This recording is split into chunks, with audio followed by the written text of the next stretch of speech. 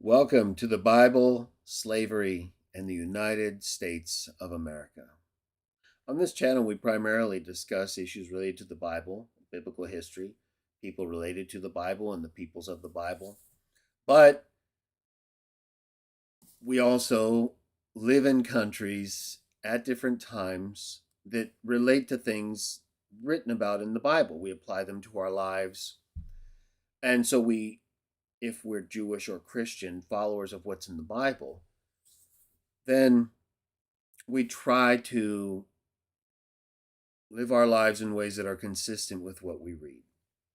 But there are times when things that we read about, whether it's more than one wife, polygamy, whether it's things like slavery, quote unquote, and I'm going to use quotes here because, as you're going to see in a moment, one of the problems we have is with something called anachronicity, or anachronisms. Words that we use today, but with meaning that are read back into earlier usage. So I'm going to bring up a source that defines the term. We'll read it briefly. I don't think there's any controversy about what an anachronism is or anachronicity. And here, again, this definition was brought up through Google, Oxford Deaf Languages reference. And I've had this issue come up with certain people on certain theological discussions that have to do with certain English words we use. I'm not citing these sources necessarily as the final authority, not at least Google. It can take you to what I would consider final authorities, or these authorities in the field that should be seriously considered. But it provides to me a very basic way to establish what is the common use of the term. If you think that any extended evaluation of what is an anachronism is necessary, you're free to put it in the chat or bring it up to me later. But for now, let's go ahead and take a look at the definition I just found.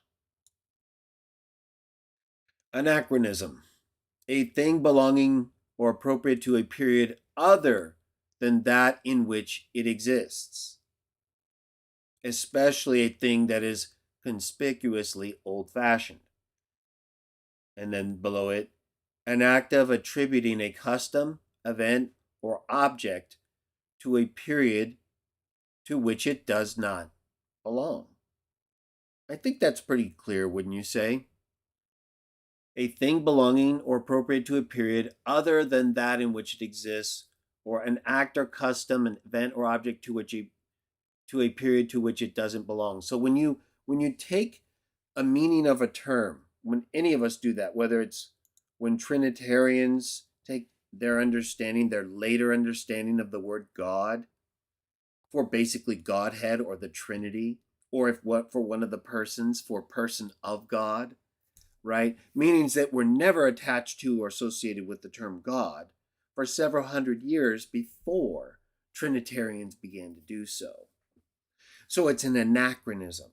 When they read back into the Bible, their later understanding, in a period to a period where it doesn't belong. And then we have to deal with it, right? And so that's why I say that's what you should deal with right away. Because if you don't, you're just going to end up arguing about something that ultimately doesn't matter. Because until you solve that first problem, the anachronism, the reading back into the text a meaning where it doesn't belong, it won't really matter. It might matter in a few ways here or there, translation or grammatically, but ultimately I think you will not succeed as much as you would if you started out with this understanding of the term in its right context. Okay, so when it comes to slavery, right, when you hear the word slavery, what does it make you think of?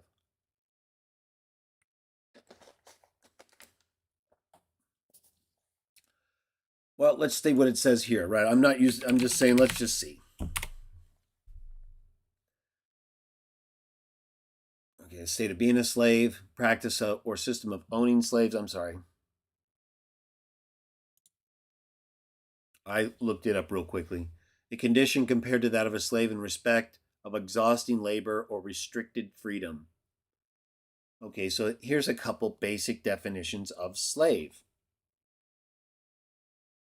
Now, would you say that this term, this definition here, right, in particular this final one, a condition compared to that of a slave in respect of exhausting labor or restricted freedom, does that sound so bad? I mean, it doesn't sound great, right? But what aren't you getting in that? Right? We're not getting the brutality, are we? We're not getting the inhumanity that is really the problem with slavery. It's not so much this, right? This labor or freedom. I mean, it is, especially today. And remember what I just said about anachronism and what we just defined. When we think of restricted freedom today in the United States, now in some parts of the world as well, and may be different in other parts, well, we think of people not allowing us to do things we want to do, right? We otherwise have pretty much freedom other than the laws that we have in place federally or by state.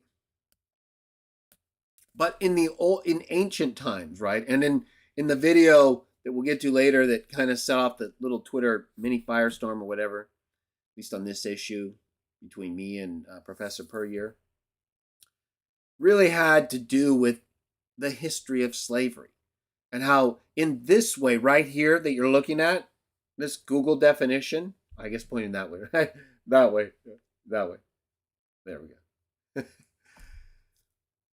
Sorry, it's kind of turned around. I moved it over so it would show the definition better. A condition of exhausting labor or restricted freedom, right? That, again, that is not that bad compared to the brutal, inhumane type of treatment that especially we here in America see when it comes to how slaves from West Africa were treated. So, but the video that I posted from Thomas Selwell talked about how historically, of course, slavery goes all the way back thousands of years, and I'll show you basically where it starts in the Bible. But that it's really not, for the most part, a racist practice. And I'm going to show that as well. There's several ways that slavery is presented to us in the Bible. As a punishment from God, as something that man does to other people that God doesn't approve, and then more in this way right here. But this way right here starts pretty early in the biblical records and then continues in a different but similar way all the way through into the New Testament period. And so it would be incorrect to just use this label. I guess in one sense it might be better in terms of creating a separate category other than the ways I just mentioned, right? A punishment from God, like the way that God used the Babylonians to enslave the Israelites, to punish them while he was bringing forth the body of the Messiah, in our view. And to get, of course, be in dealing with, in our view, as we'll see in a moment, a sinful world.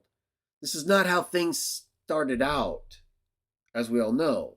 This is a consequence. These treatments, this man dominating man to his injury, as the book of Jeremiah teaches us, this is a consequence of our decisions. It has nothing to do with the God of the Bible starting us out down this path of abuse. And whether it's due to exhausting labor or restricted freedom or brutal, inhumane treatment, the fact is, for the most part, it's because each group that did that took advantage of the people that were available and used them for labor to build what they wanted to get done. It wasn't because they necessarily hated that race. sometimes that might be the case. But again, it wasn't like the Americans raided West Africa. They were just made available by West Africans. And I'm not justifying it. I'm just telling you what happened. And as I showed you earlier, and I will again, I'm referring to the pre-show when I say earlier, when it comes to the actual volume, the actual amount of people that crossed the Atlantic during the slave trade, as you can see here, this image, I'll put a link in the description below, and you can find it on your own. I found it simply by searching African transatlantic slave trade, and of course then I made it larger, but numerous issues came up. So here, this one has a little bit clearer numbers, as you can see. Let me try to move myself there. So you have 8 million going from West Central Africa to South America, Brazil. 2 million going to the Arabia and Yemen area.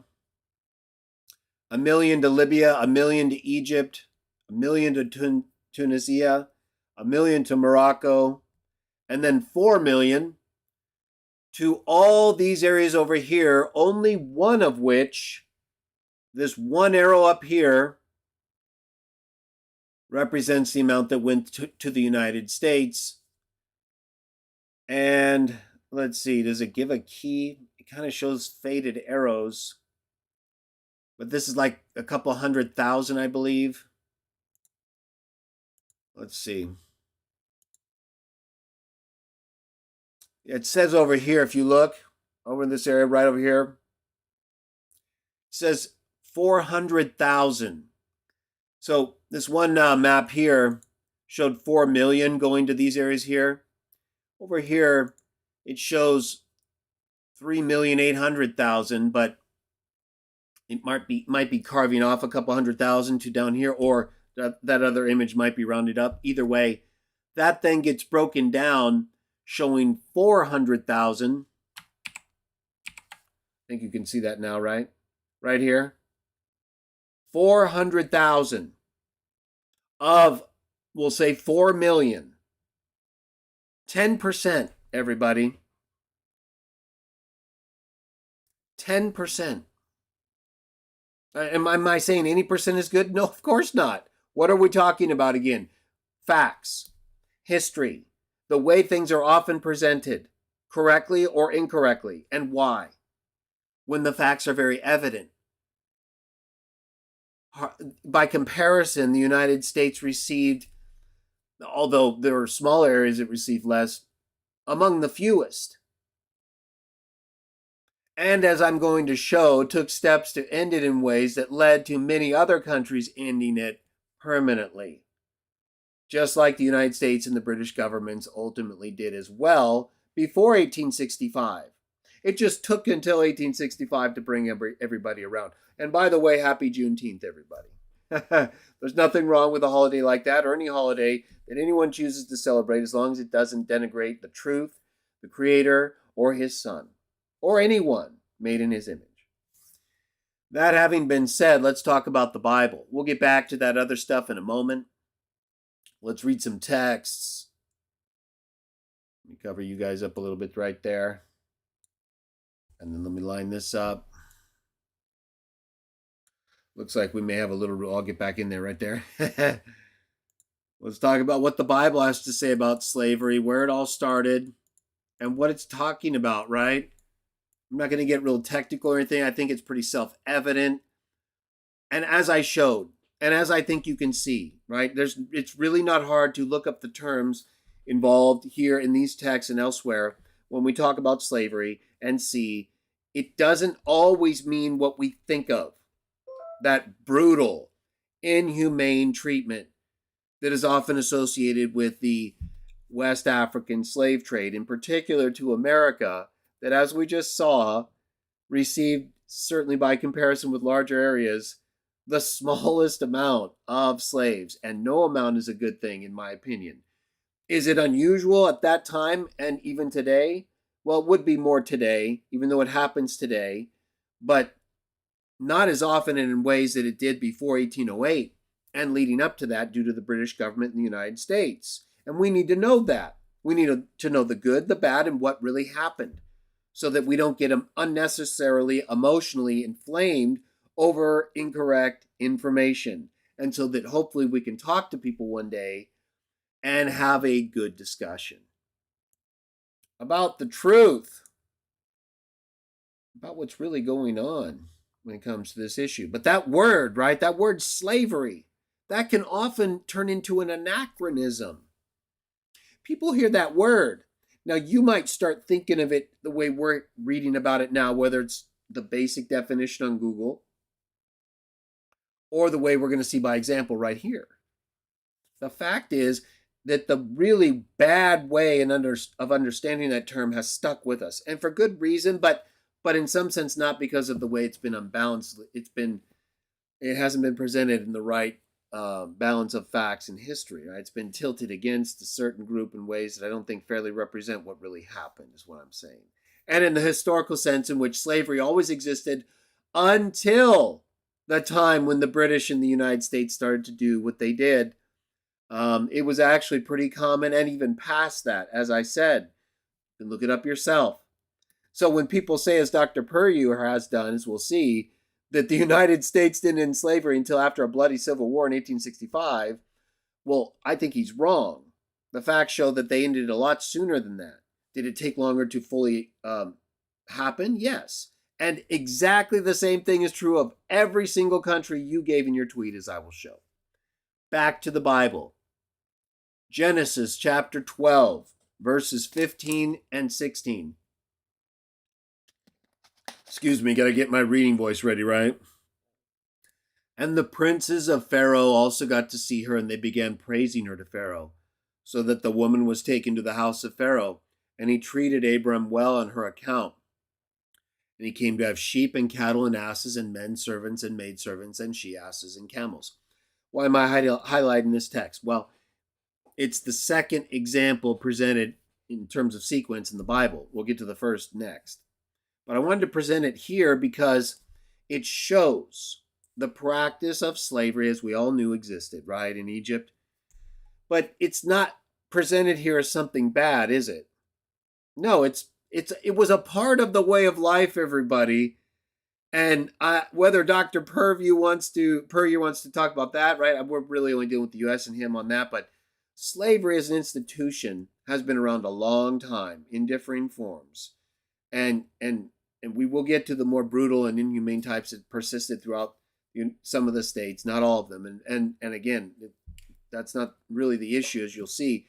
But the word needs to be properly understood in context so that it's not just lumped together in terms of the United States involvement with slavery or any other, we'll say, country in the last several hundred years involvement with slavery, and what the Bible says. And it often is.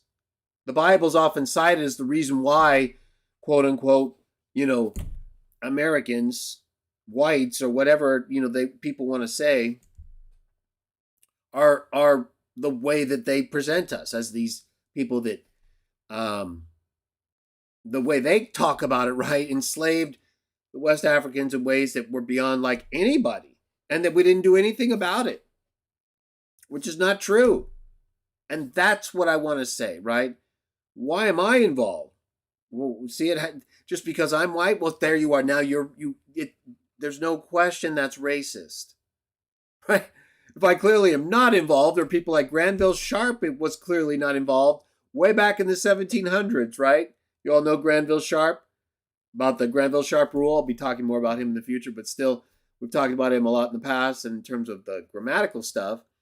And whether or not, while he's not right on that, he did some good work, but he did great work when it came to slavery and abolishing slavery. Really, one of the figureheads of the movement against slavery in Europe that eventually involved the United States and, of course, other countries in ways that I believe I can show ended slavery. Completely, 100% no. Unfortunately, we won't be able to do that. Even Dr. Puryear's examples couldn't do that, but in ways that no one else has. Not just in your own country, like France tried to do twice after 2 bloody wars, and then it took them even longer to get control of their African colonies. The fact is, that all happened as a consequence of what happened much earlier by 1808, and then, of course, even before that, by 1804, all the northern states having banned slavery, and then what was happening with the British government, as I mentioned, with people like Granville Sharp and others. Either way, slavery was very common. It was actually presented in a good light right here as a gift, right? We're not saying it's always good for people to be slaves were viewed as valuable, is what I'm saying. Yes, they're presented in some ways with other property here, like sheep and cattle, but it was a gift. What I'm saying is it was presented as items of value to Abram by Pharaoh of Egypt. And so that's a lot different, isn't it? And Abram was not mean to his slaves, as you're going to see. And there were many things that in historical context related to these texts show that the treatment they were given, they were basically family, okay? Pretty much, I mean, under the law, they got to participate in the festivals, as you're going to see, eat of holy things, as you're going to see, if they were circumcised and actual slaves that they had purchased. So it wasn't like they were abused and mistreated everybody. And that's why I started out with anachronicity, with anachronisms. So you understand when this word slavery comes up, it's very important you don't just immediately think of what happened to West Africans in either the United States, by comparison, small part, but in other parts of the Americas for several centuries. But to look at it in the historical context in which slavery was accepted as a practice by people who could not afford to live otherwise, or their families couldn't afford to live otherwise. You're going to see that.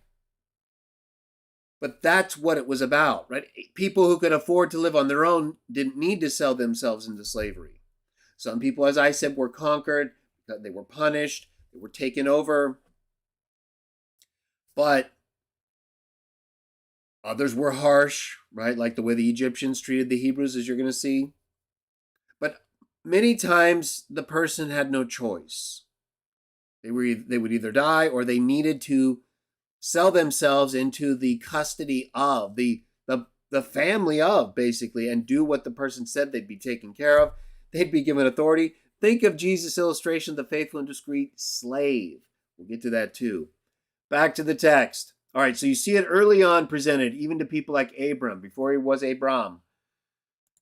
Slaves, maidservants, men servants given to Abraham. This long-standing practice goes thousands of years back, was viewed much differently than today, and oftentimes involved people's lives.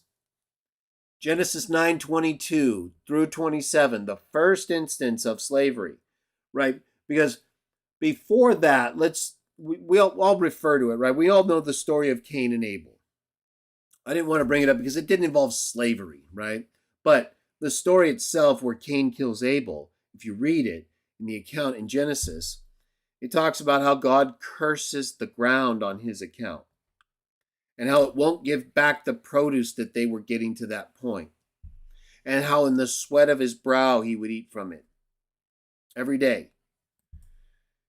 And Cain even complained about the punishment, and then God increased the punishment around those who punished Cain, right? So, humans and their relationship with the ground and how difficult it is to get stuff out of it, the harvest, to make things happen, changed. It wasn't just after Adam and Eve, it was after Cain and Abel. After Cain, we get the cursing of the ground, the hardened punishment, not just to Cain, but to all those who abuse Cain, potentially his offspring. And then in Genesis 9, we get this. Later, Ham, the father of Canaan, this is after the flood, saw his father's nakedness and went telling it. to his two brothers outside. After that, Shem and Japheth took a mantle and put it upon both their shoulders and walked backwards. Well, most of us know this account, but let's just read it. Thus they covered their father's nakedness while their faces were turned away, and they did not see their father's nakedness. Remember, we did a video about this. If you look back in my Genesis video series, we talked about the importance of realizing you're naked all the way back in Eden. After Adam and Eve sinned, that was like the first thing, right? And Yahweh helped them to cover themselves with animal skins. Well, look at how much attention we give to clothes today, right? It's like very rare that we get some nudists, right? We know they're out there. We have the colonies of nudists and some who are just, nudists. But most of us are very protective of that because we're like, for some reason, right? It's kind of weird. There's just something about it that is talked about all the way back in terms of the Bible. And here it is again right here, right? It's like this is closer to that time. Like they were even more ashamed. And they wore heavier clothes, maybe not all the time, but often. Not the Egyptians necessarily, so not everybody. But either way, right here it was a problem. Right? They had cloaks and things, mantles that covered their shoulders. So they backed in after learning of their father being naked, and they covered him. It says, finally Noah awoke from his wine and got to know what his youngest son had done to him, because he went out and told about it, right? At this he said, cursed be Canaan. Let him become the lowest slave to his brothers. Verse 26, and he added, blessed be Jehovah, Shem's God, and let Canaan become a slave to him. Verse 27, let God grant ample space to Japheth, and let him reside in the tents of Shem. Let Canaan become a slave to him also. So you can see here in the Bible, slavery really the first instance outside of what I mentioned that is described in terms of Cain and what would happen to those who hurt him.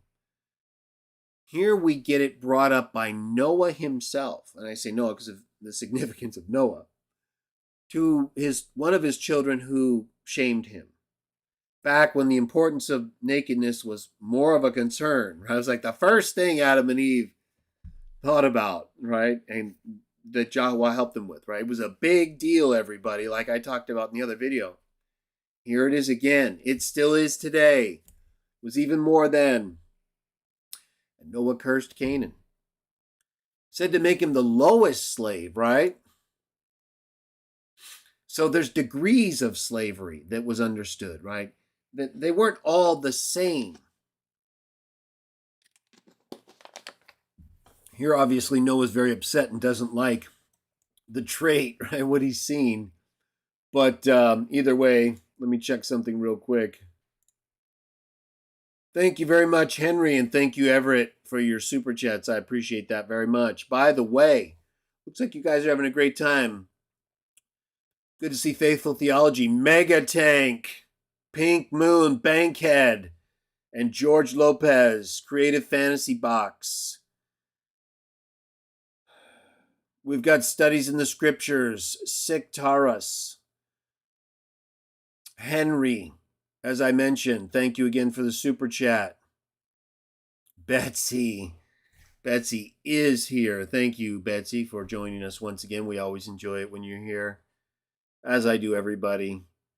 So thank you once again. I wanted to acknowledge you before I got too much further. So let's get back to it, right? Let's not waste any more time. That wasn't a waste of time, but you know what's on my mind, right? These texts. We got to figure it out. What's going on with slavery? We'll get to the other stuff in a moment. Let me line this up real quick. Yeah, it's pretty good. I hope you can see it all. I think that's as good as it's going to get. All right, so that account, I think, again, should be considered.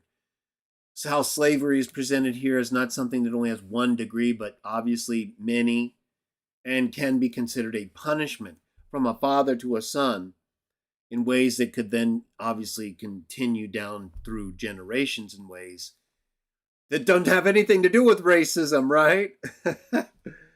In any case, that should be remembered, right? This isn't Racism is often brought up with the Bible to make the Bible look like it's racism against other races.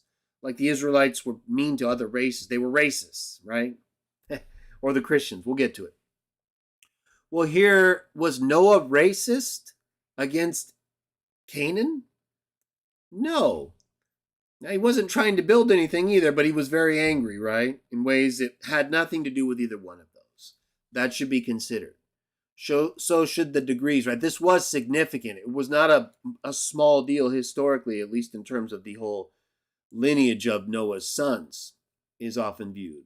Either way, it's an important reference. It's the first reference, I think, that explicitly describes what we think of in some way as slavery. Certainly the lowest type would involve what we often think of as slavery. Genesis 14 through 15. Thus Abram got to hear that his brother had been taken captive. With that, he mustered his trained men, 318 slaves, born in his household.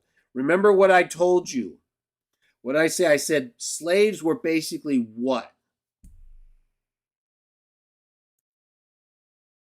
Members of their owner's household, right? And I'm not saying that wasn't the case in like the brutal, inhumane periods often associated with the United States and West Africans, although as I showed by percentages, it's a lot less than the other ones by comparison, is it not?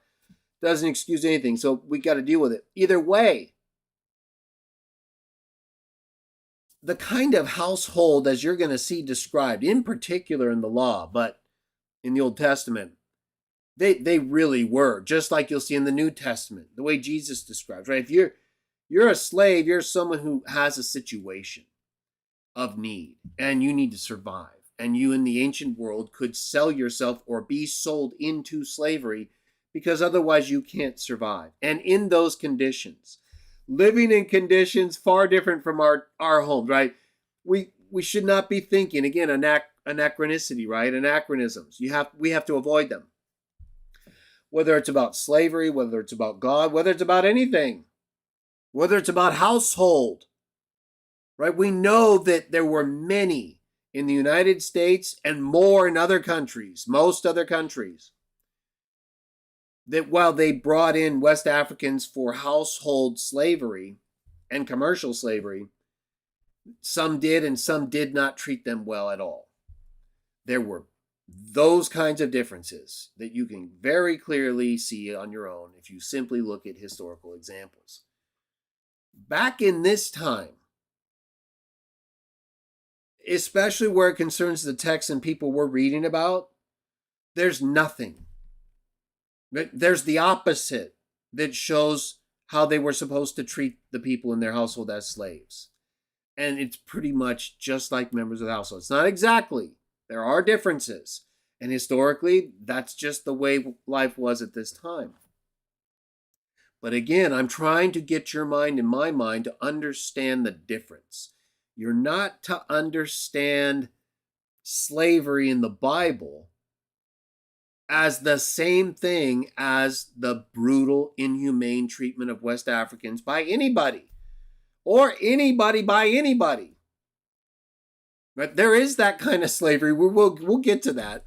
But in these references, and in most that I'm going to read to you about when the Bible talks about slavery in a positive sense, it's not talking about brutal, inhumane, or anything but almost complete familial acceptance in ways that go far beyond people that just visited like settlers. If you were bought with money, as you'll see as part of the Israelites after Moses freed the Israelites from Egypt, the Hebrews from Egypt, then you were given full rights and participation of very holy things. Okay, so let's get back to these texts though. And went and pursued up to Dan, and by night he resorted to dividing his forces, he and his slaves, against them, and thus he defeated them, and kept in pursuit up to Hobah, which is north of Damascus. So again, I wanted to point this out to show that they were considered part of their household. And while you might say, well, Greg, again, in these brutal, inhumane periods, thousands of years later, by a country that imported the least of them by comparison with countries of similar size, they were part of the household too, and they were brutally treated. And I'd say, yes, many of them were. But back here they were not, okay?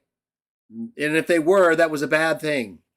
And I believe legally it was definitely a bad thing for anybody in the United States to do that too, especially after 1808. And in any of the northern states by 1804. We'll get to it.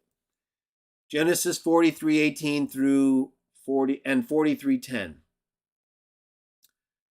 But the men got afraid because they had been taken to Joseph's house. Okay, so we're dealing with the account about Joseph being sold into slavery. And they began to say it is because of the money. Remember, Joseph was planning this so that he'd send them back to bring his father and his brother to Egypt, so they don't know it's him. And now they're starting to worry, his brothers, because they sold him into slavery. Although they don't know that it's him yet. We're being brought here for them to fall upon us and attack us and take us for slaves and also our asses. Let it be now exactly according to your words.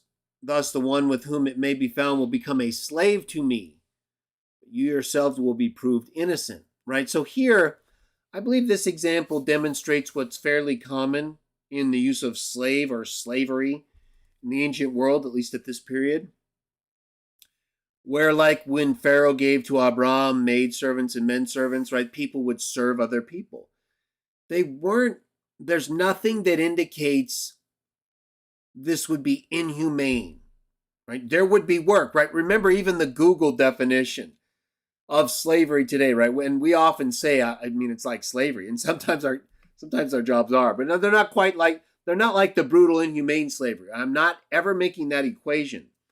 And nor is anybody else when they use that term. It just means more than that.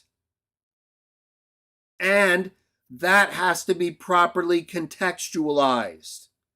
If that's not how the majority of people treated people, and it was not legal to do that in the majority by far of states by 1808, and we just had a few rebellious states that kept up the practice, they were eventually destroyed in a civil war and made to fall in line.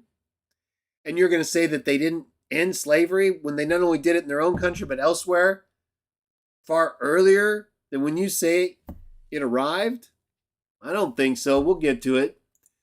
Back to these texts, though. Genesis 47. In time.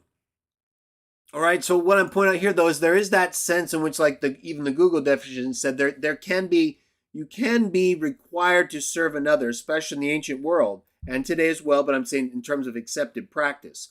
Much more common and accepted.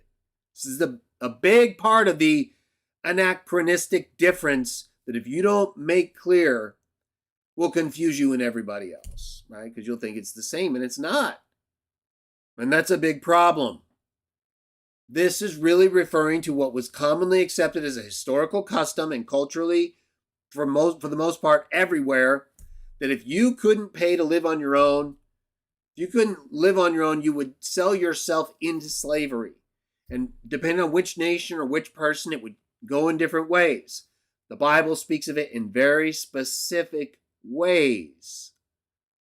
So if you make a comparison with something else, and it's not the same ways or things, again, anachronism or false comparison. In time, the money from the land of Egypt and the land of Canaan was spent, and all the Egyptians began coming to Joseph. Okay, what we're going to find out now is, why did the Egyptians enslave the Israelites? Why do you think? I may have mentioned it earlier in the pre-show, so if you were here, you got the bonus material. Why do you think? Let's take a look at the chat and see. Why do you think the Egyptians enslaved the Israelites after Joseph was made governor, right? Second only to Pharaoh, brought in Jacob and his brothers, and the Israelites were there for well over a decade. I believe about 2 before this started to happen, right before Joseph died, Jacob died, and the Pharaoh that was good to them died. Why did the new Pharaoh, in your opinion, enslave the Hebrews that were brought in, right? The Hebrews were brought in by Joseph. He brought in his family that then populated, and you can see Jehovah's Spirit was with them, and if you read the account. Even when this wicked Pharaoh tried things to like limit them. Okay, I'll just tell you right now. The reason is because the Egyptians started to fear the Hebrews. They thought, as you're going to see, that they would grow so populous they would eventually rebel or join other nations. Excuse me. And take over the Egyptians. So they were afraid of them. There's nothing in the accounts that says the Egyptians enslaved the Israelites because of racism. It says they did it because they were afraid they would become so numerous they would take over or join the others and take over. Let's read it right now. Genesis 47. We read, in time the money ran out. Egyptians began coming to Joseph saying, give us bread.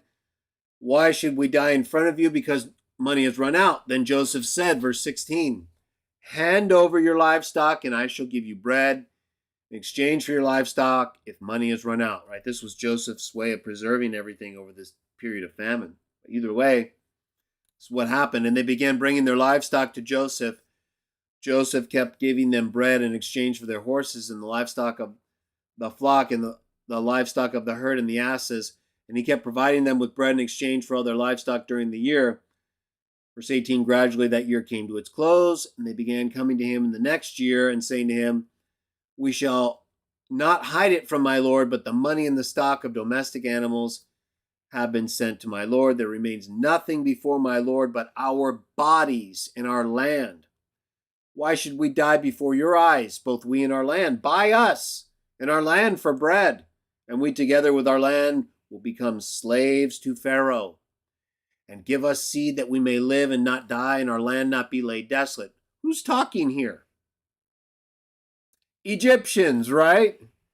The Egyptians are basically telling Joseph, just buy us, okay? Just buy us into service and we'll take care of things. We'll help you take care of things. And it specifically describes them as saying they will become slaves.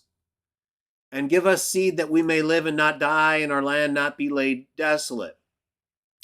So Joseph bought all the land of the Egyptians for Pharaoh, because the Egyptians sold one his field, for the famine had got a strong grip on them, and the land came to be Pharaoh's.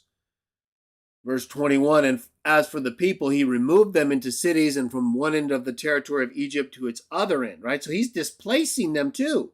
And they're willingly doing this, by the way. They're offering to do this. Because remember what I told you? What? What is it that is the cause for people that, for the most part, sold them into slavery in the ancient world? And maybe today, but definitely in the ancient world. Other than war and divine punishment, we'll say. We'll get to those later, though. Or even being afraid because you'll multiply and take over. It was because you couldn't survive, right? Isn't that exactly what they say? It said right here, buy us and our land for bread, and we together with our land will become slaves to Pharaoh. Give us seed that we may live and not die, and our land not be laid desolate. So this is a perfect example of exactly what I'm talking about and describes what was very common, right? They're willingly doing this. Am I saying this is a good thing? Right? There's a famine going on, right? We're in a condition, not just post Adam and Eve, but post Cain and Abel, where the ground is not giving back its power. And here's an example of that, the famine. We're dealing with conditions that make people go nuts. And then they start doing things, selling themselves into slavery or going to war and taking over people and their resources. Is that a good thing? Of course not. Does it happen? It's been happening ever since. Pretty much right after Cain and Abel. And certainly from periods like Noah and forth, though even worse things happened before the flood, as we know, that led to the destruction. But either way, the specific references we're talking about, the linking with the Cain and Abel. It would go pre-flood, of course. Either way, what we have here is an example of Egyptians, right? It's not about race. It's another historic example of not only people selling themselves or being bought into slavery because they can't take care of themselves, but of people enslaving them for non-racist reasons. And as I'm going to explain later, and I'll just tell you now, as you probably know, hopefully you know, the United States didn't go and invade West Africa and start just, herding together a bunch of people for slavery. They were sold into slavery to people in the United States, which proves, I believe, for the most part, it wasn't racial. It was who's available. And that's exactly what the video from Thomas Sowell. I'll put a link in the description. I don't think I put that, but that I tweeted that got this whole thing started, as I showed earlier, and I'll show again. But it shows, in my opinion, again, and the United States, of course, with Britain, help cut that off. But it shows to me a non-racist intent to use slaves. I'm not saying for good things. I'm just saying for non-racist things, which was the exact point of that video, if you watch it yourself, that then generated the backlash. And that is consistent with what we read here. And as that video shows, consistent historically for the most part. Yet it's often cast as this singularly racist thing that people do. You had Egyptians selling themselves into slavery, and people doing it all the time historically and even today. But in these examples, very descriptively, a prevalent practice and accepted practice, like we saw also with Pharaoh giving Abram much earlier, slaves or servants, right? But people who were part of their household. They weren't brutally attacked and mistreated in ways like we're often are often talked about and presented today, as if that was historically always the norm.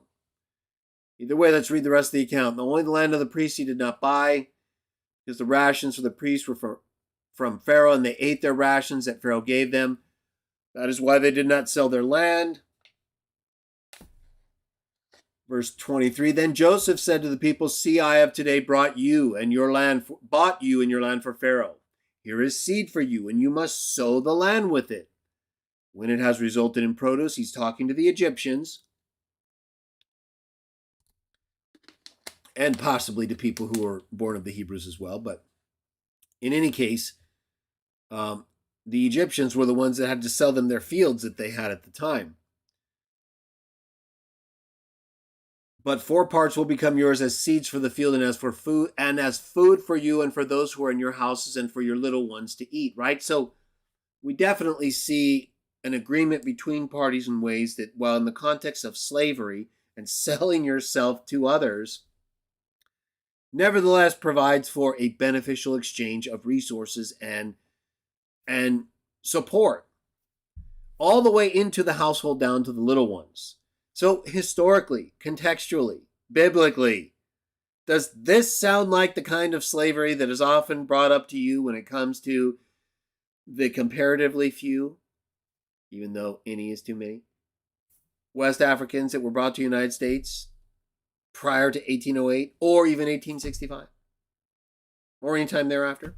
Smuggled, of course, wouldn't be legal. Either way, think about it.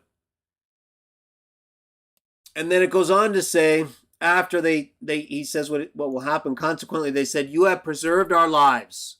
Let us find favor in the eyes of my Lord, and we will become slaves to Pharaoh.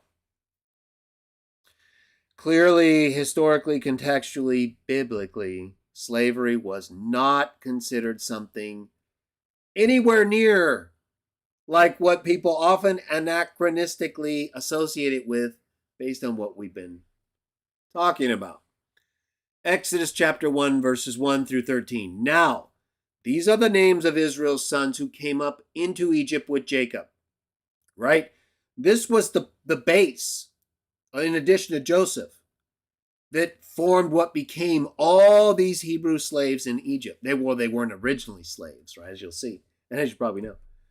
Each man and his household came, right? So it wasn't just his sons, Jacob and his sons. It was each man and his household came into Egypt when Joseph and the Pharaoh favorably disposable was reigning. Right? And it names them all. And then it says, and all the souls who issued out of Jacob's upper thigh came to be 70 souls. But Jacob was already in Egypt.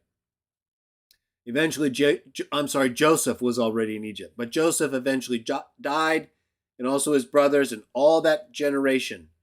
And the sons of Israel became fruitful and began to swarm. And they kept on multiplying and growing mightier at a very extraordinary rate, so that the land got to be filled with them. In time there arose over Egypt a new king who did not know Joseph. And he proceeded to say to the people, look, the people of the sons of Israel are more numerous and mightier than we are. Come on, let us deal shrewdly with them, for fear they may multiply. And it must turn out that in case war should befall us, then they certainly will be added to those who hate us and will fight against us and go up out of the country. Like I said earlier, and as you probably already knew if you read the account, there's not one word here about racism. It starts out great, right? They're all in there. They all come in. Everyone's getting along. Generations come and go. The Hebrews, the sons of Israel, of Jacob, began to swarm, kept multiplying. But a new king came who didn't know Joseph. And then he started to notice the Israelites became more numerous and mighty. It doesn't say anything about how, oh, they're Hebrews and we're Egyptians and we're letting them become part of our family and our country and our domain, and we're not subjugating them. Do you read that there? No, because that's not what took place.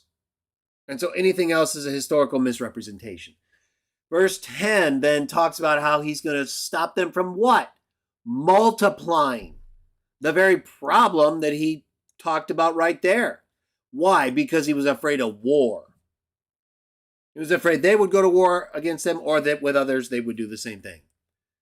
And so he started this strategy of putting chiefs over them. They weren't really fully enslaved yet in the way I think you might properly associate with what we know about about many instances, I'll say, of those who were brought over, but few by comparison. I'll say that as well to other states of similar area.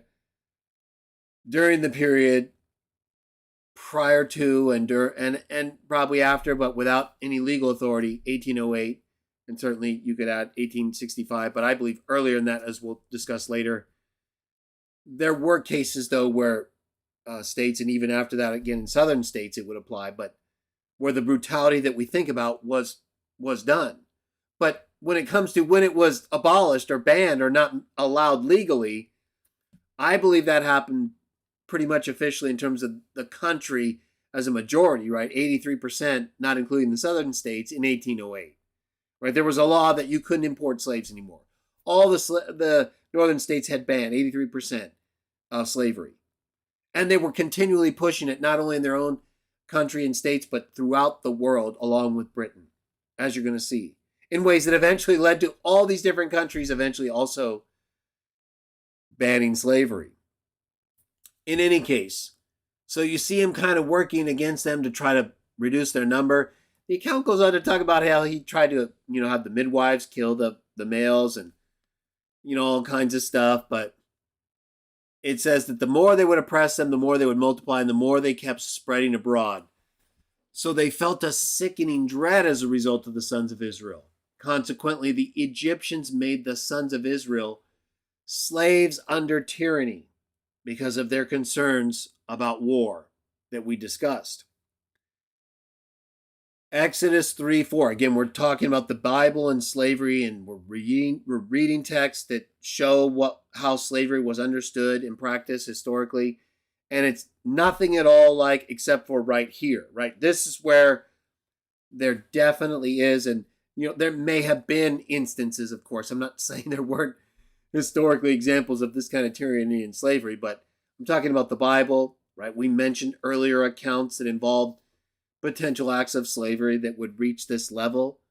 But to this extent in terms of what the Bible describes, I believe this is a significant point where you have actual slavery equivalent to, as I said, what we often think about slavery, but often incorrectly. This would be correctly. This would be what more than likely fits, at least in its worst part, what we sometimes are presented with.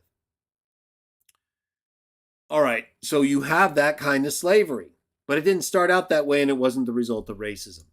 Exodus 3, 4 through 8. When Jehovah saw that Moses turned aside to inspect the burning bush, God at once called out to him out of the midst of the thorn bush, which we know were angels, right? Acts chapter 7, and said, Moses, Moses, to which he said, Here I am.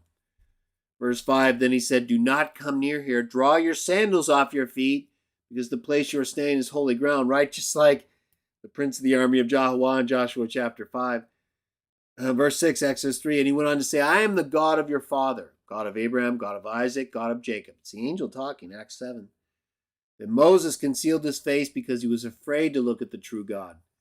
Verse 7, and Jehovah added, Unquestionably I have seen the affliction of my people who are in Egypt, and I have heard their outcry as a result of those who drive them to work, because I well know the pains they suffer. Right? So time with Jehovah and the dealing with humankind, right? And the things that happened not only after Adam and Eve, but after Cain and Abel, and after the flood, after Noah and his sons.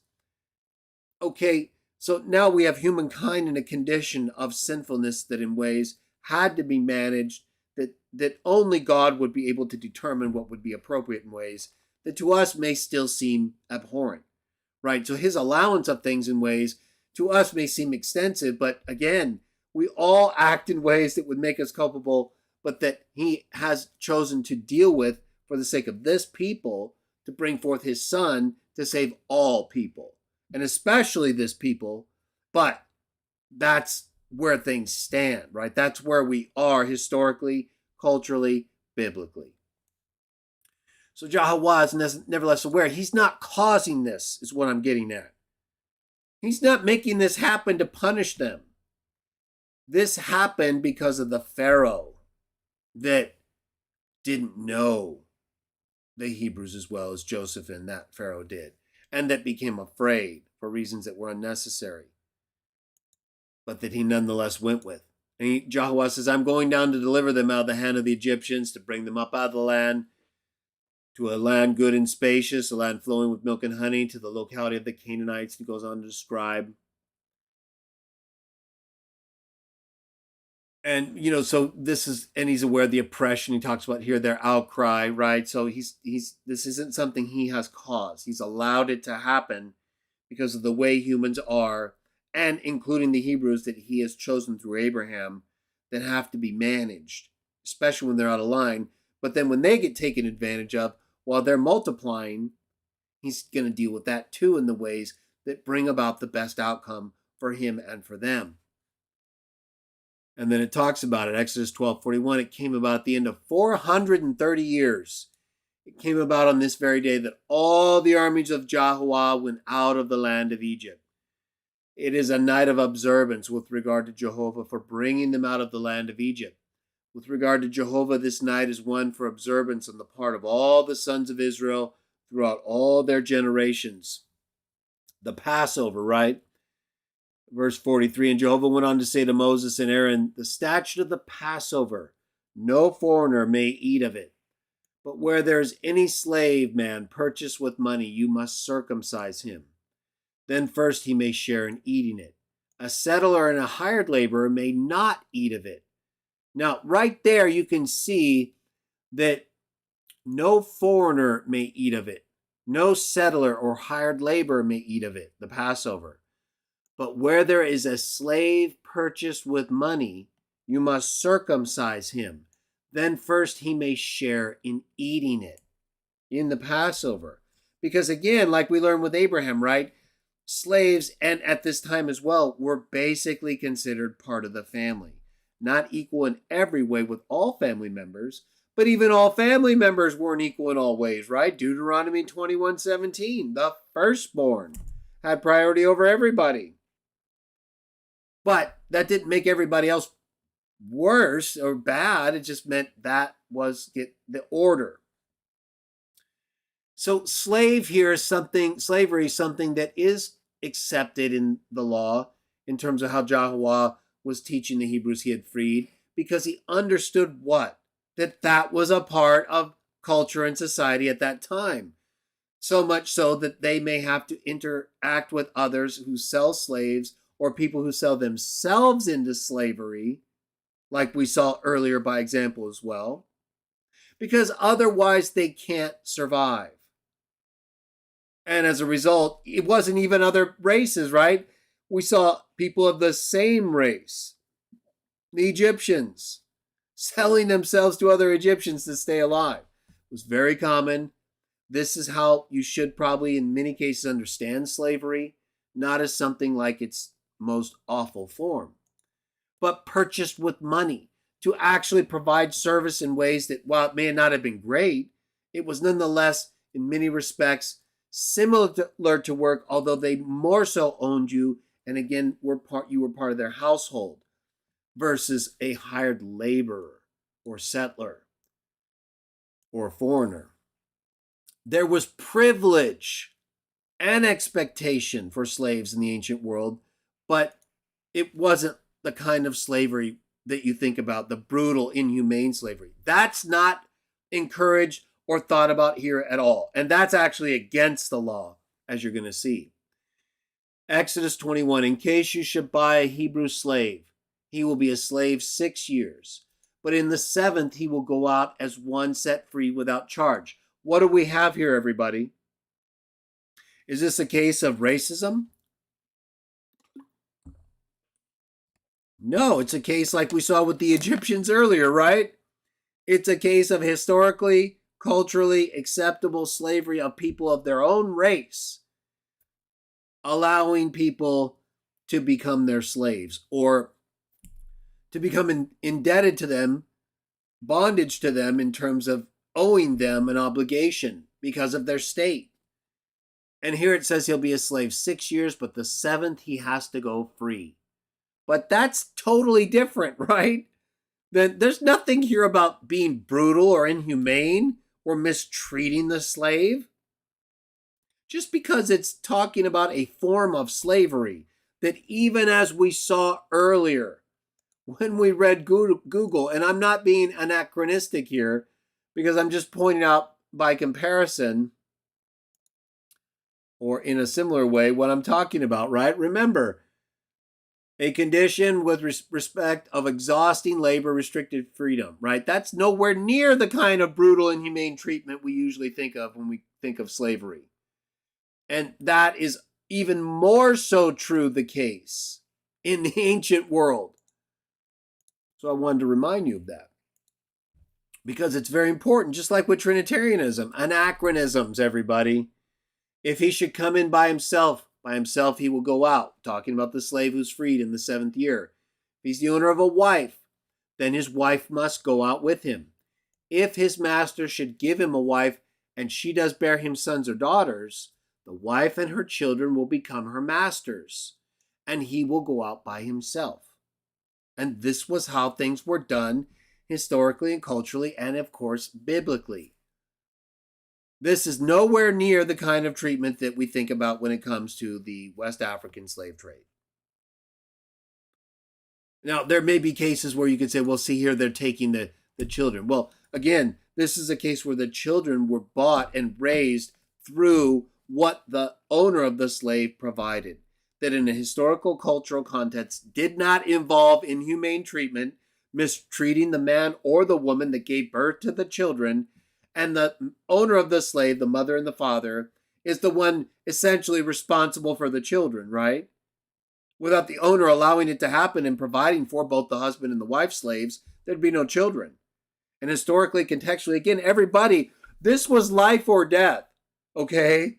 If you couldn't sustain yourself and you didn't sell yourself or in some way be supported by other families, then you would die.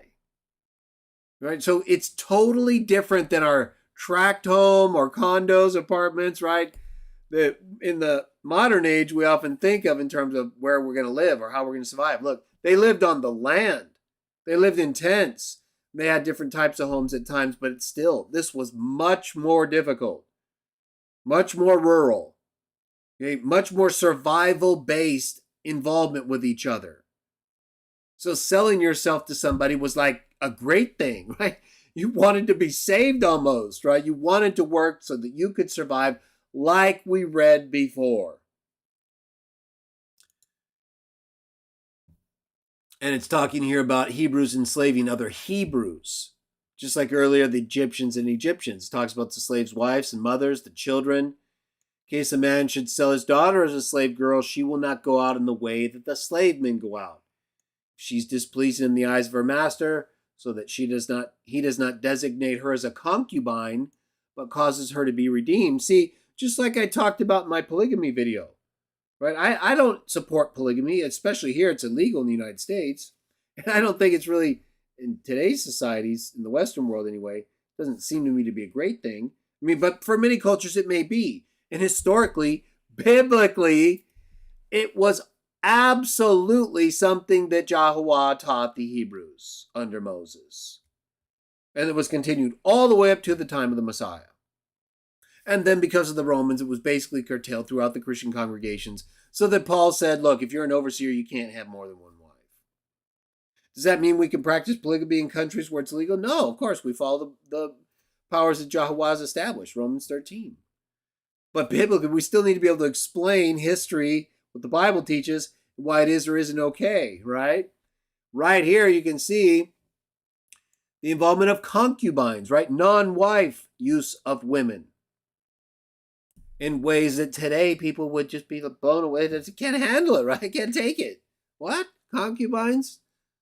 They were so far gone from the things that were actually commonplace that today, when you try to talk to people, whether it's slavery or concubines or what have you, that they almost can't help but view it anachronistically, right? They're thinking about it the ways we think about it today. But that's part of the problem, if not the biggest part. And if it should be to his son that he designates her, he is able to do so according to the risk of his daughters, right? The one to whom she was sold. If he should take another wife for himself, her sustenance, her clothing, right? Another wife. Her clothing, her marriage due are not to be diminished. If he will not render these things to her, then she must go out for nothing without money, right? So there's even account for her in ways where if she's not the one as a slave that's designated as a concubine, but he causes her to be redeemed, she'll be entitled to sell. He will not be entitled to sell her to a foreign people in his treacherously dealing with her, right? He can't get rid of her to another people, which back then was, it could be anything. That would be a very terrible thing. So it was actually a good thing that he was obligated to maintain her in these ways, even if he didn't choose her as a concubine, everybody. So not even fully as a wife. Often the treatment of whether it's slaves or women in the ancient times, it's again considered anachronistically. Anachronisms. You take a drink of water. And it's important to remember that. And the provisions that were made in law. Exodus 21. The one who strikes his father and his mother is to be put to death without fail. The one who kidnaps a man who actually sells him or in whose hand he has been found is to be put to death without fail. The one who calls down evil upon his father and mother is to be put to death without fail. In case men should get in a quarrel and strike his fellow with a stone or a hoe and he does not die, he must keep to his bed. If he gets up and does walk about out of doors upon some support of his, then the one who struck him must be free of punishment. He will make compensation only for the lost time from that one's work until he gets him completely healed. And in case a man strikes a slave man or a slave girl with a stick, and that one actually dies under his hand, that one is to be avenged without fail. However, if he lingers a day or 2 days, he is not to be avenged because he is his money. Right? Again, the whole idea of purchasing people in these ways that, according to the ancient world, everybody, were commonplace and even something many people, depending on their circumstances, wanted. And there wasn't this kind of inhumane treatment given to them in any way, shape, or form. And there were obligations put on them.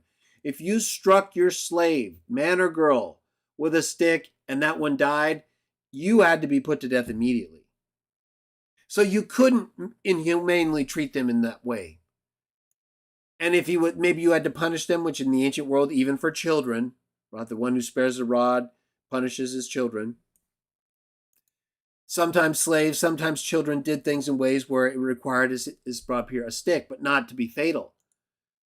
But if he lingered, if he was in pain for a few days, then he wasn't to be avenged. But he was to be killed if he struck his slave girl or woman.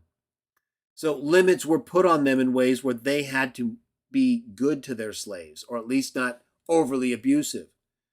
6 days you're to do your work, Exodus 23:12. But on the seventh day you are to desist, in order that your bull, your ass may rest, the son of your slave girl, and the alien resident may refresh themselves. Everybody got to rest.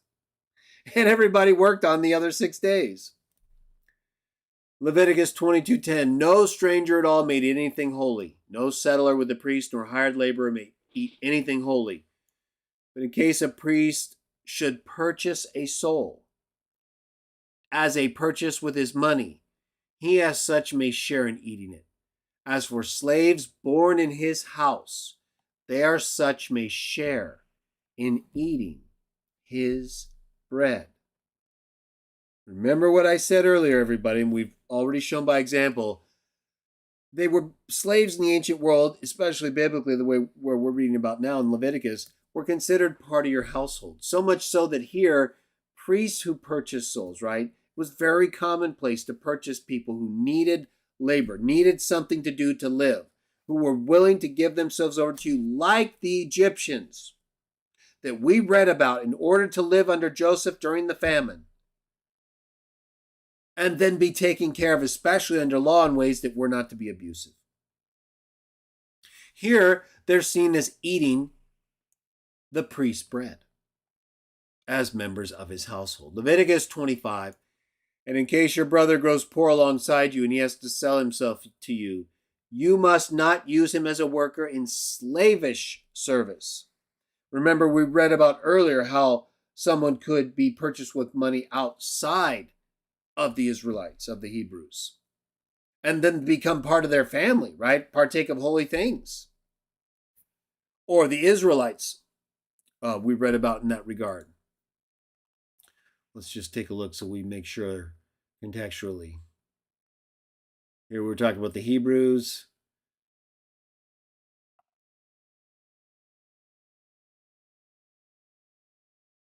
Okay, and there we were talking about the Egyptians. Okay, so it looks like in that context it was the Hebrews. Now right here, we're almost at the New Testament text. And where did I start here?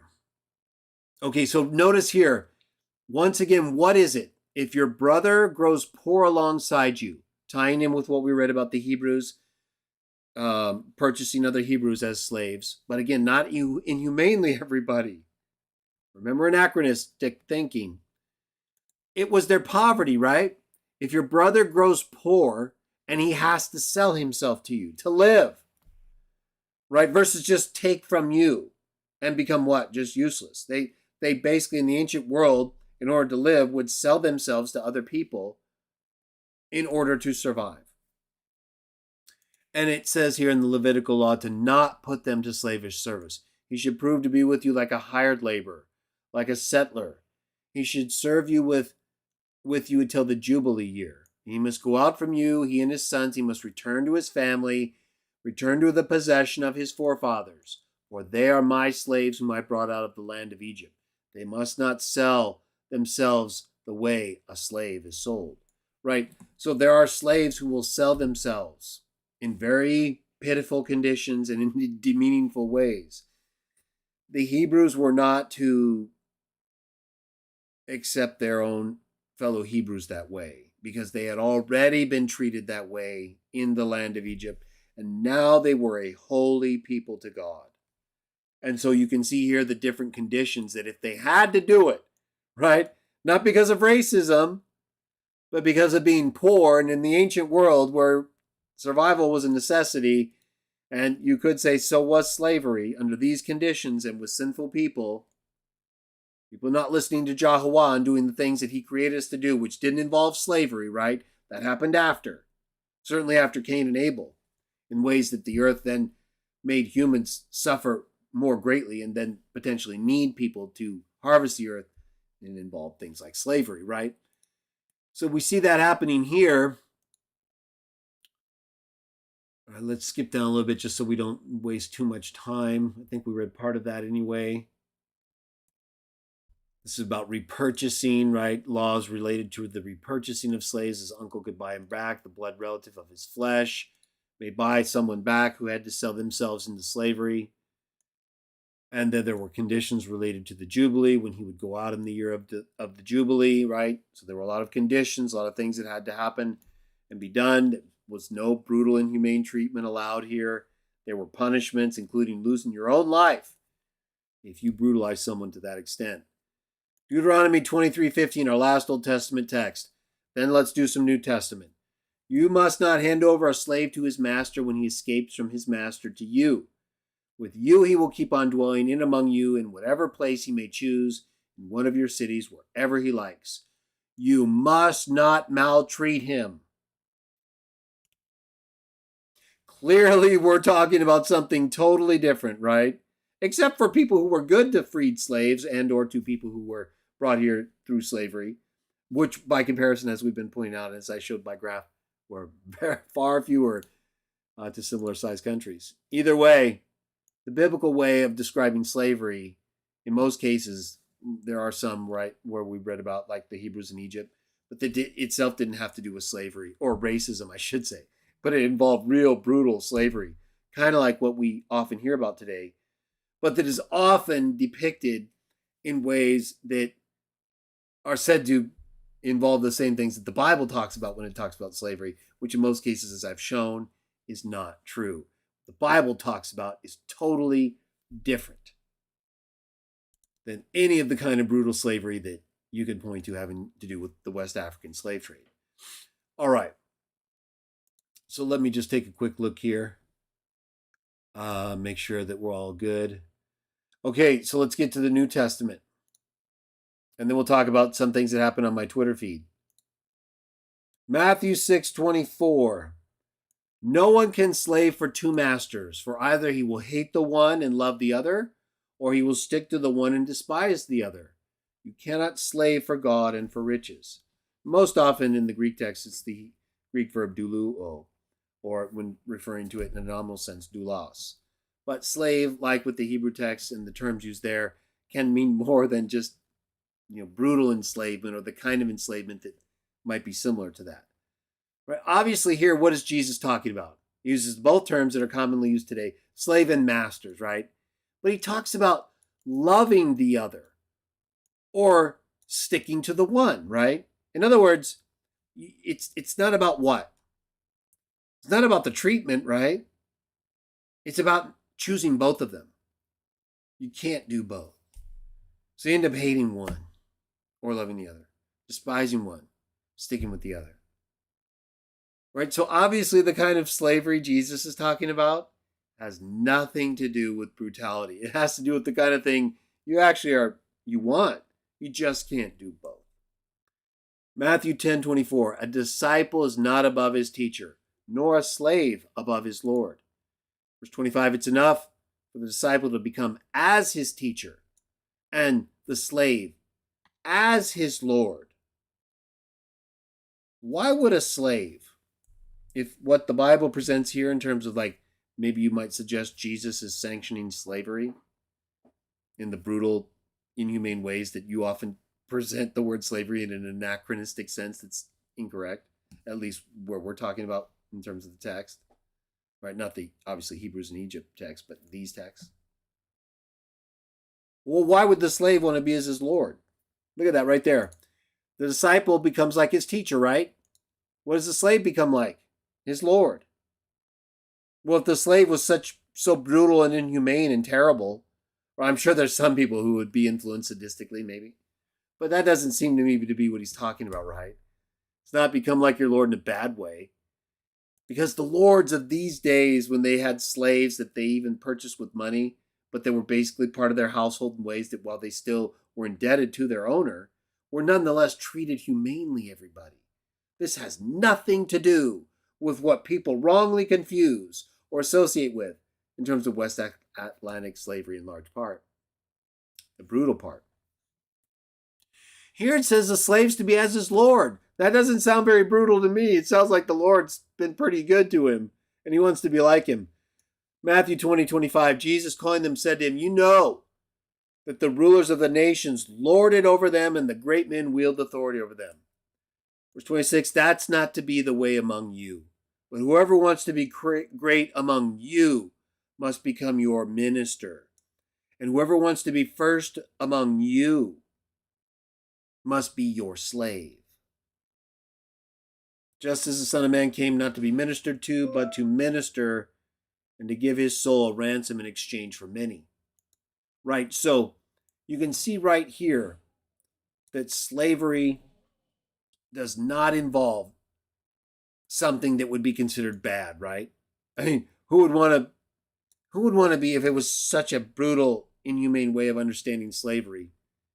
You wouldn't think of it in those terms, right?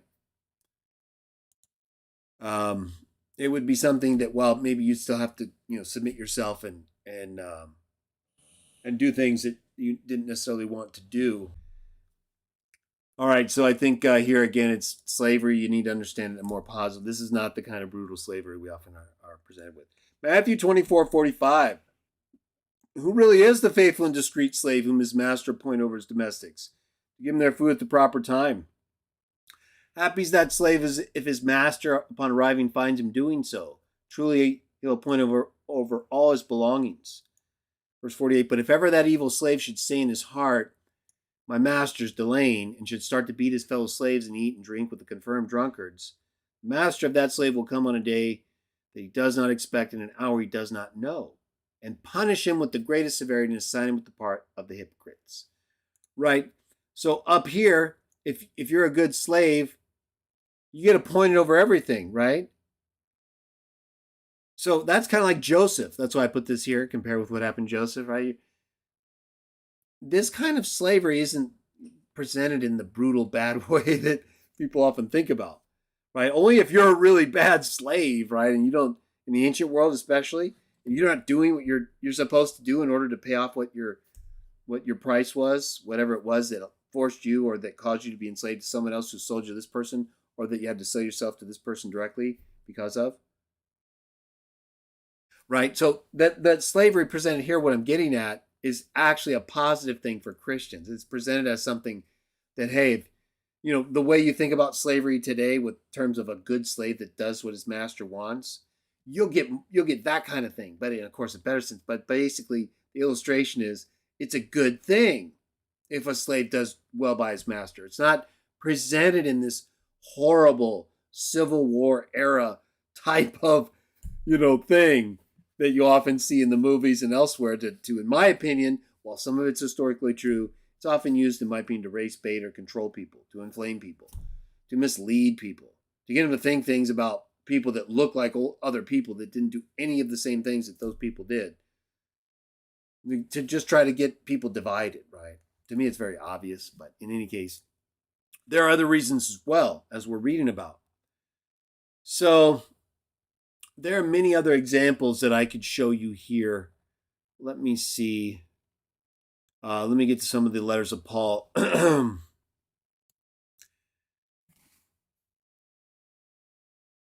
Here you can see, we'll read 1 Corinthians 7:18. Was any man called circumcised? Let him not become uncircumcised. Has any man been called in uncircumcision? Let him not get circumcised. In other words, don't make a big deal about this. This isn't part of the law anymore. It may have been a good thing, may be a good thing. It's still not required. Circumcision doesn't mean a thing, and uncircumcision doesn't mean a thing, but observance of God's commandments does.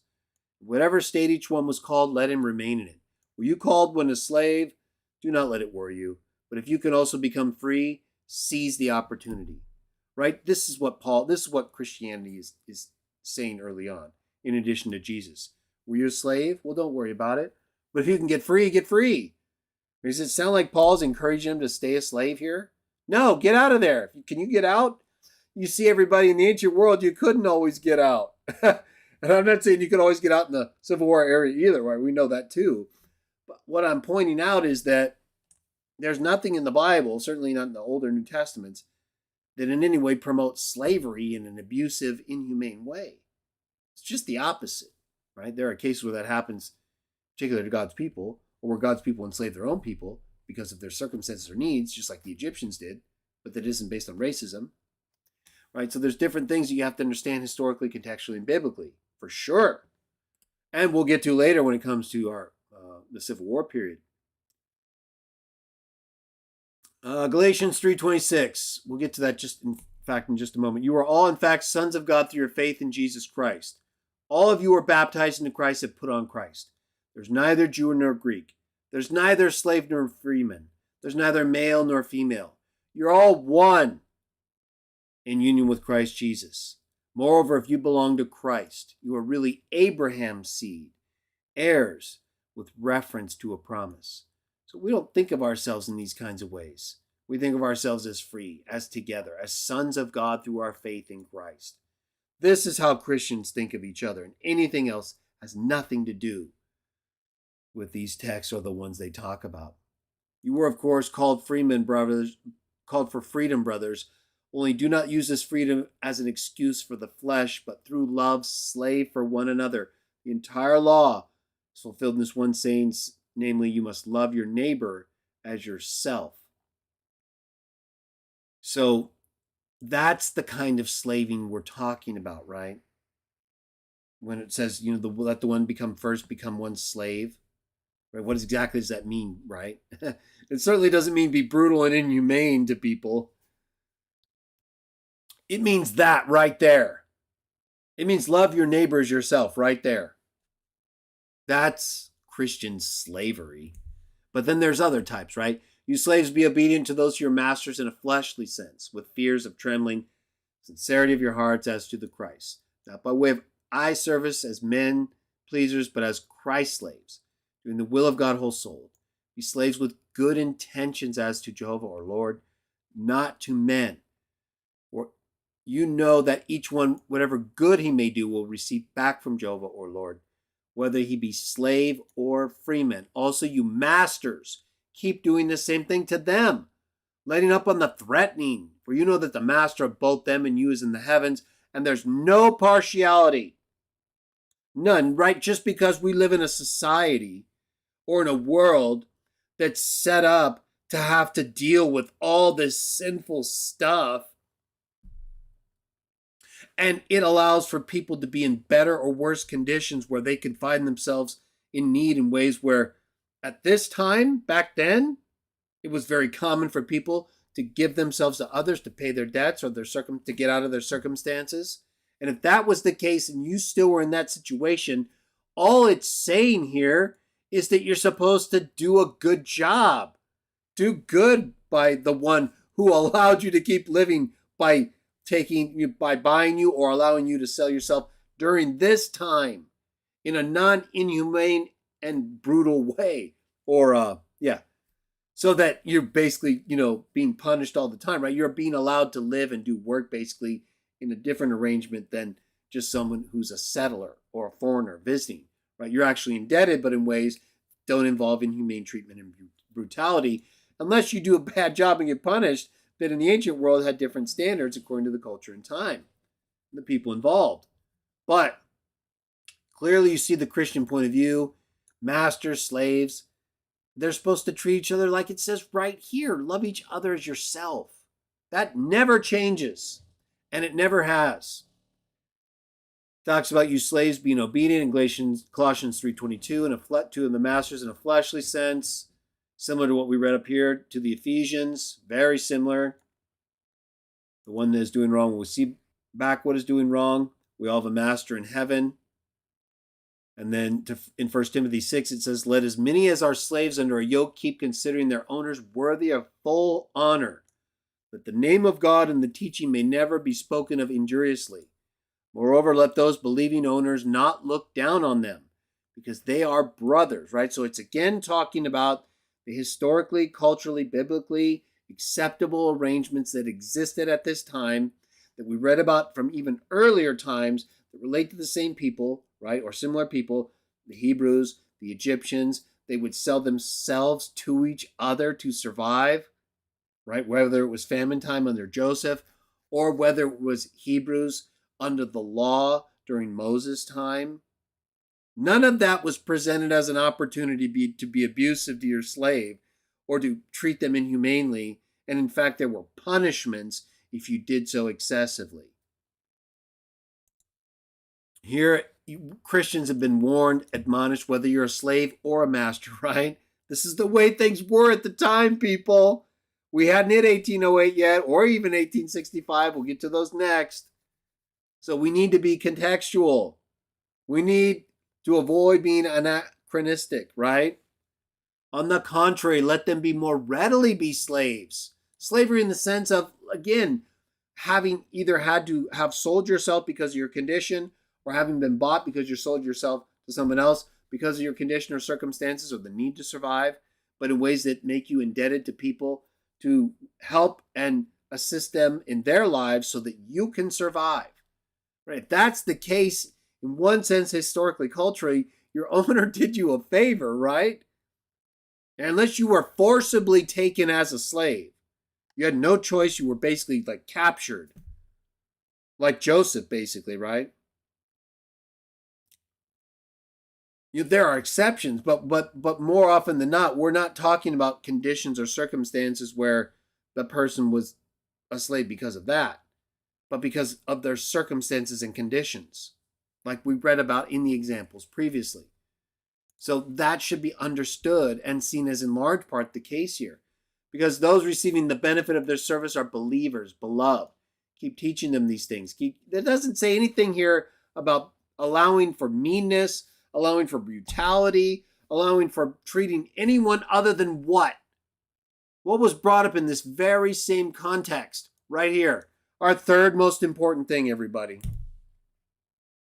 Love your neighbors yourself. I don't see how anybody could get anything other than the basic culturally accepted type of slavery from any of these biblical texts that we've read this evening or that I've read elsewhere that we just don't have time to read yet. I'm sorry. It seems to me that the Bible fits perfectly well in the context of history with how both individuals and cultures and the law present slavery, and whether or not it was something that was advocated for in any kind of inhumane or brutal way that was otherwise unacceptable historically and culturally, but in fact was just the opposite, but that was accepted historically and culturally, and that was viewed as a good thing for the most part, with some exceptions, again, like we read with the Hebrews in Egypt. But that had nothing to do with racism, just like the West African slave trade really had nothing to do with racism, which is the point of a video I want to share with everybody. Let me go ahead and switch over now that I think we've established so far. In terms of what people often hear when they're presented with questions having to do with the Bible and slavery, right? To me, they seem to always get it wrong or misunderstand it or not properly contextualize it. But in any case, let me go ahead and bring up a document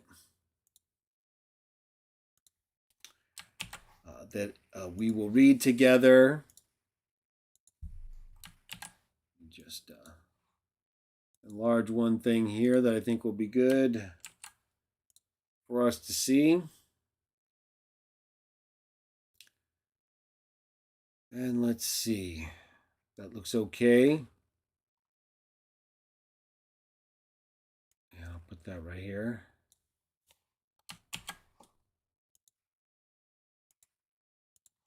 Okay. So this document I'm going to share with you. Change this font so they all look uniform. I apologize. 1 second. Is a list of countries, but first I guess I'll go to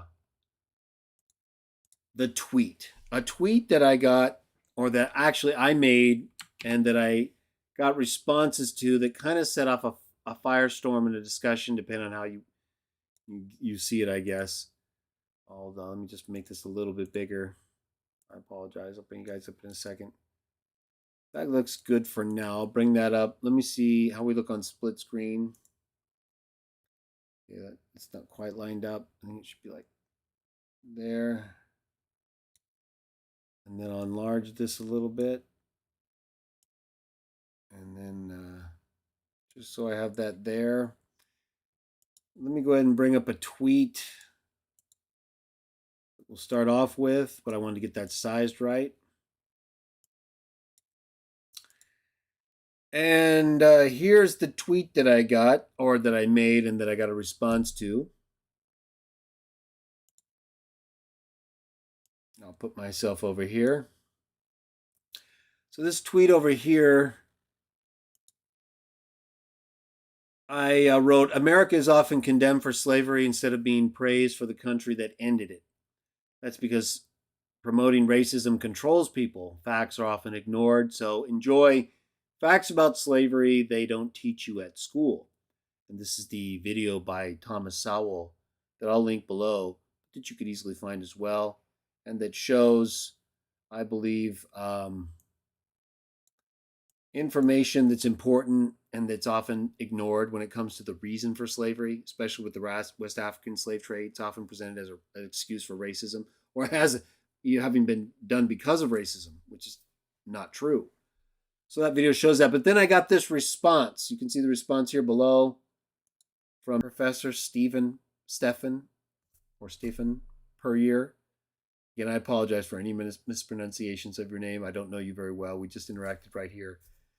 And while I didn't think you engaged this issue or this subject in a way that I would have hoped, and then I think you made a number of errors that I'm going to discuss right here, I nonetheless don't have any ill will for you.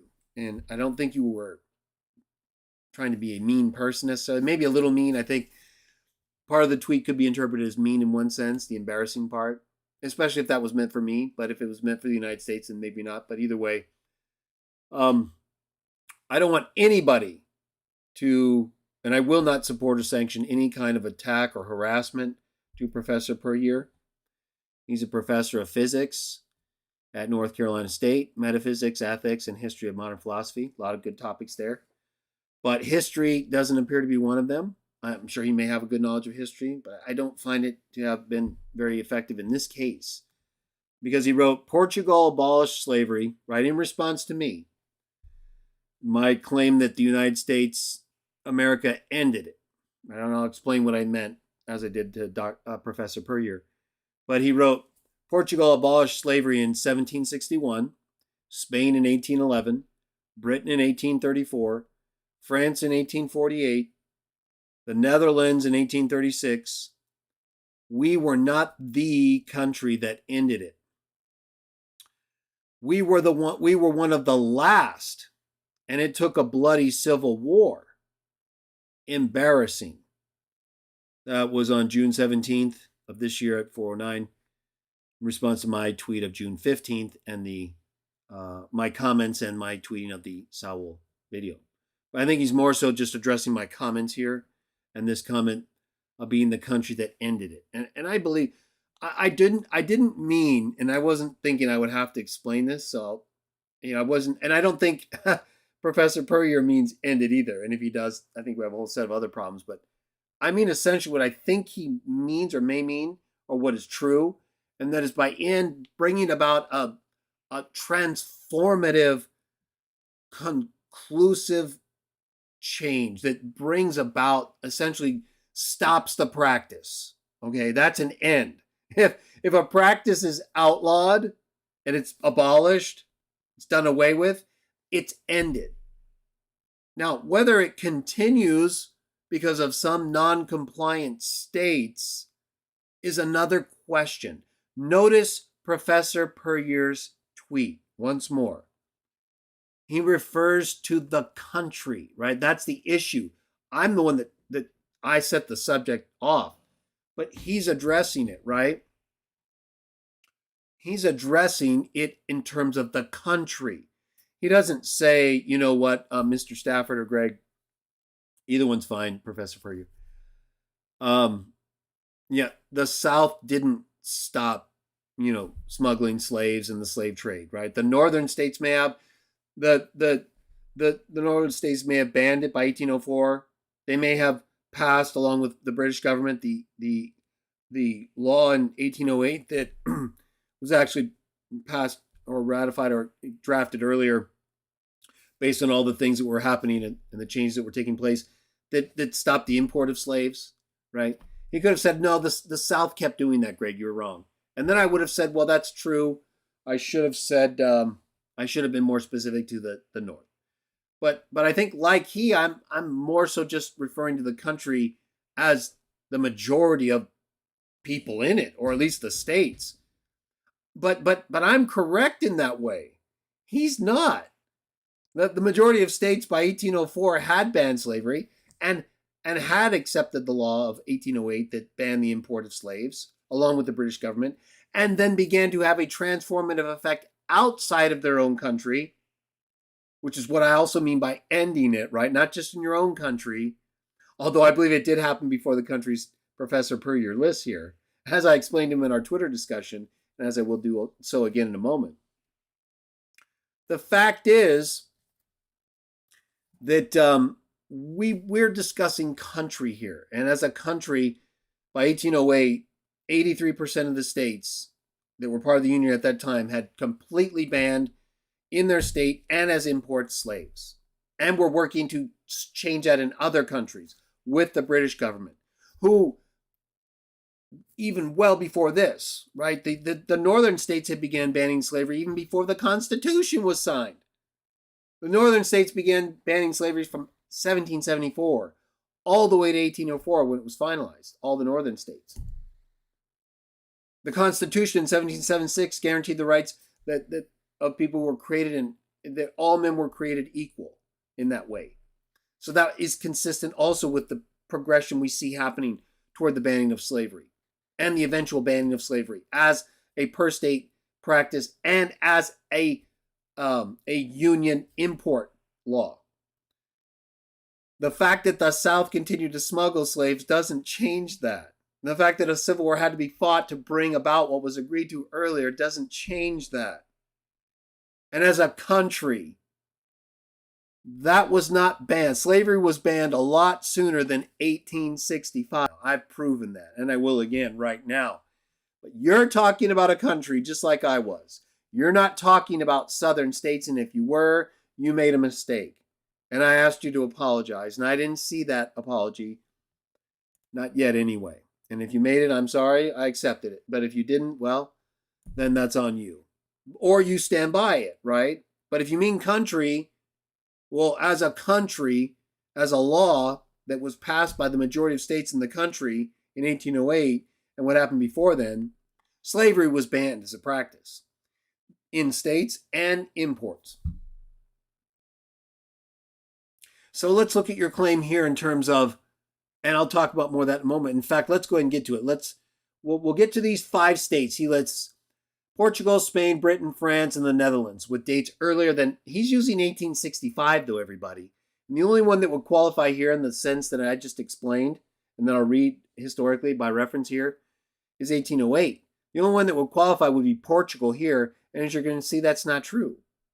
It's not true for 1865 or for 1808. But let's get into it. So let me go ahead and bring up something a little different. Let me bring up the listing of states that I mentioned earlier right here. But he brought up those 5 countries, right? So let's take a look at them, or at least to the extent that we can. On some of them, I'll reference information that I'll either put in the link below, or you can read on my Twitter feed. I put all the links along with my references. Here's, he says in regards to the British government. He says the British government, Britain abolished slavery in 1834. And while it is true that the British government did outstanding work when it came to abolitionism, and people like Granville Sharp, who his grammatical conclusions aside, was nonetheless an outstanding example that you will find discussed in further detail in Dr. Wallace's, Professor Daniel B. Wallace's treatise on the subject. He does a great job of discussing the abolitionist efforts and involvement of Granville Sharp. A Christian, that I'd like to point out, took an open and ongoing stand against the abusive institution of slavery in the British government, or in association with the British government's efforts. This source here, The Abolition of Slavery, I'll bring it up in just a second. I'll put a link in the description below.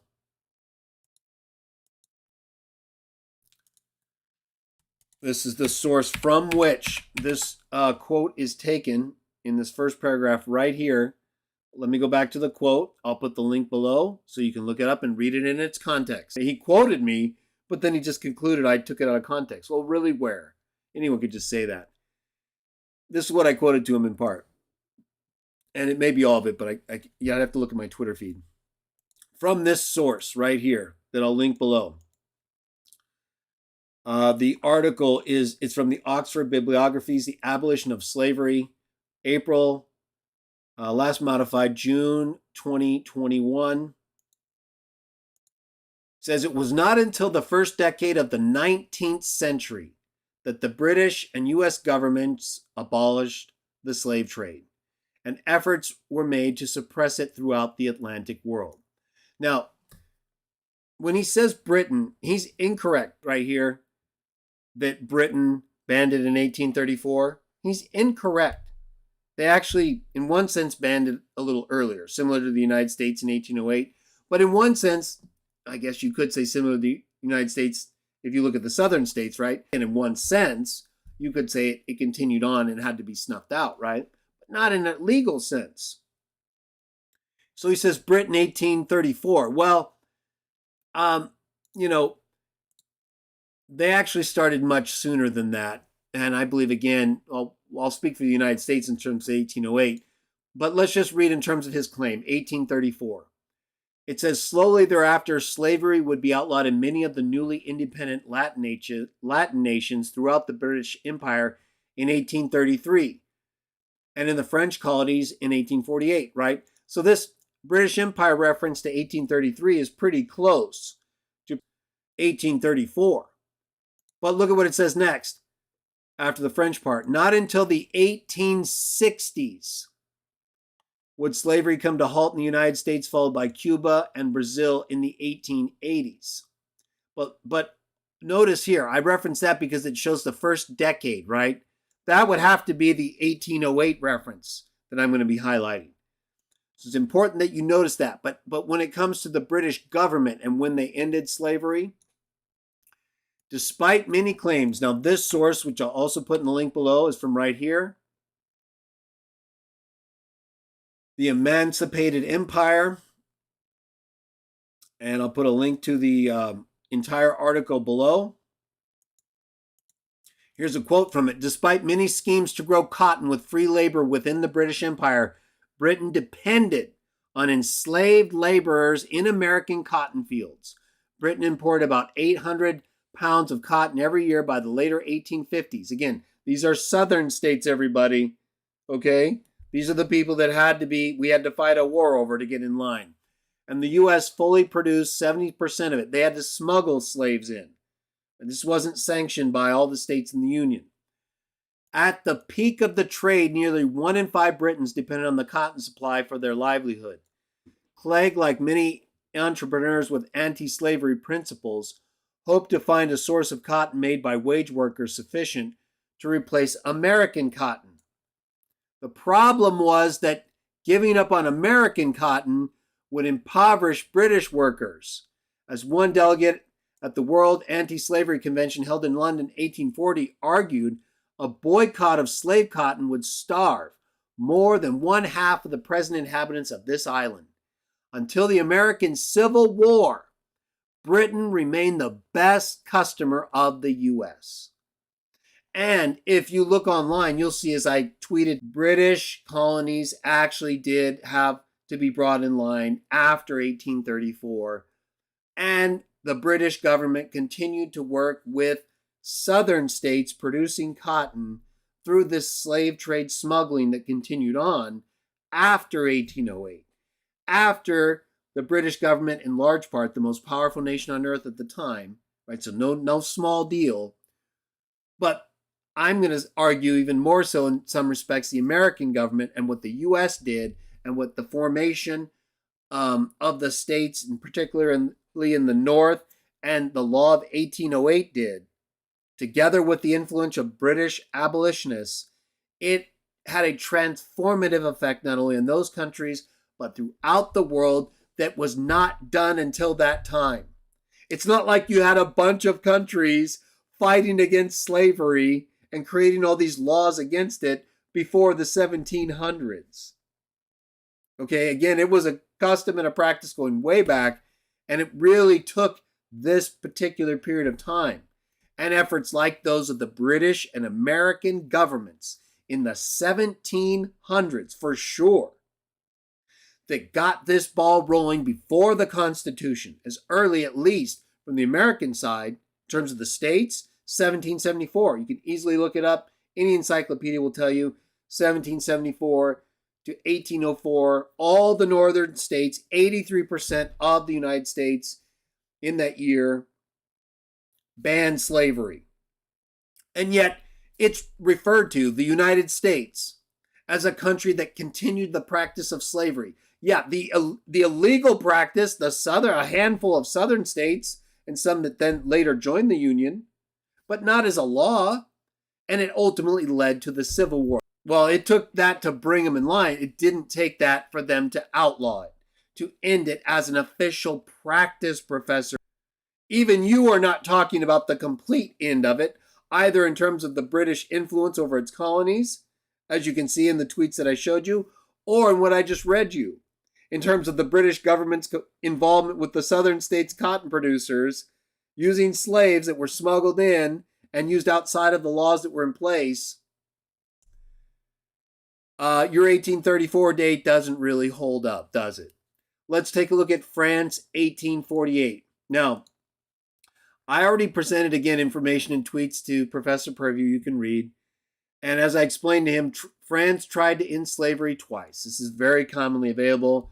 I didn't think we needed to sidetrack into a reference here. I will put one in the link below that I tweeted to Professor Purview. You could look it up yourself, though. It's pretty common knowledge that it took a revolutionary war for France not to just end slavery once, but twice. In 1794 and again in 1848. But France actually didn't bring control over its African colonies until after, I believe, 1865. And certainly in the 1860s or later, it took France's government to get control over its African colonies that continued the slave trade. So you're incorrect where it concerns that, as well, as I showed in my tweet to you a couple days ago. And you're also incorrect, and the reason I bring this up here, in addition to the historical reference about the African colonies that took longer than your 1848 date to rid of slavery in the French territories, you point out in your tweet right here that it took us a bloody civil war, and then you say embarrassing, right? You're taking a dig at the U.S. here, and you're using these other countries, Britain, France, in addition to your bad dating in comparison to the U.S. on this issue, at least in terms of when it was legal and not. You make this dig right here, right? And whether you're using embarrassing as a conclusive comment about me allegedly saying something that's not true, that you allegedly prove wasn't true, which you didn't, you nonetheless fail to acknowledge that the French had to fight 2 bloody wars before the winning party tried to implement slavery that once again took longer than your 1848 date, as I proved to you in my tweets on this issue several days ago. So you don't mention that here, right? That would have had a lot less sting to it. That would have been a lot less embarrassing, would it not, Professor Puryear? If one of your examples had to fight 2 bloody wars versus the one you alleged had to be fought to get to a point that we had already gotten to about almost 60 years before, by 1808 in terms of the legal ban by the majority of states as a country. And then the other states had to do it illegally. That's not what you represent as a country. What you're talking about is in no way representative of a country. It's the illegal non-country part that eventually was completely non-countryized, to coin a term, consumed and made no more a confederacy. But you never mention the northern states that from 1774 to 1804 and then the law of 1808 and the involvement with the British and all the things that happened. No, you don't mention the French wars that had to happen before they had their cracks at trying to implement slavery. The second time likely being a consequence of the efforts of the British and the American governments. You don't mention that anywhere. Back to the source of information about the countries, the Netherlands. According to Professor Purview. Oh, let's go back to this image. That was from my Michael video. Professor Purview writes that the Netherlands abolished slavery in 1863. And as I wrote to tweeted to Professor Purview, this is the link. You can read along with my others in the link below. I'll put it in the description below or in the Twitter feed.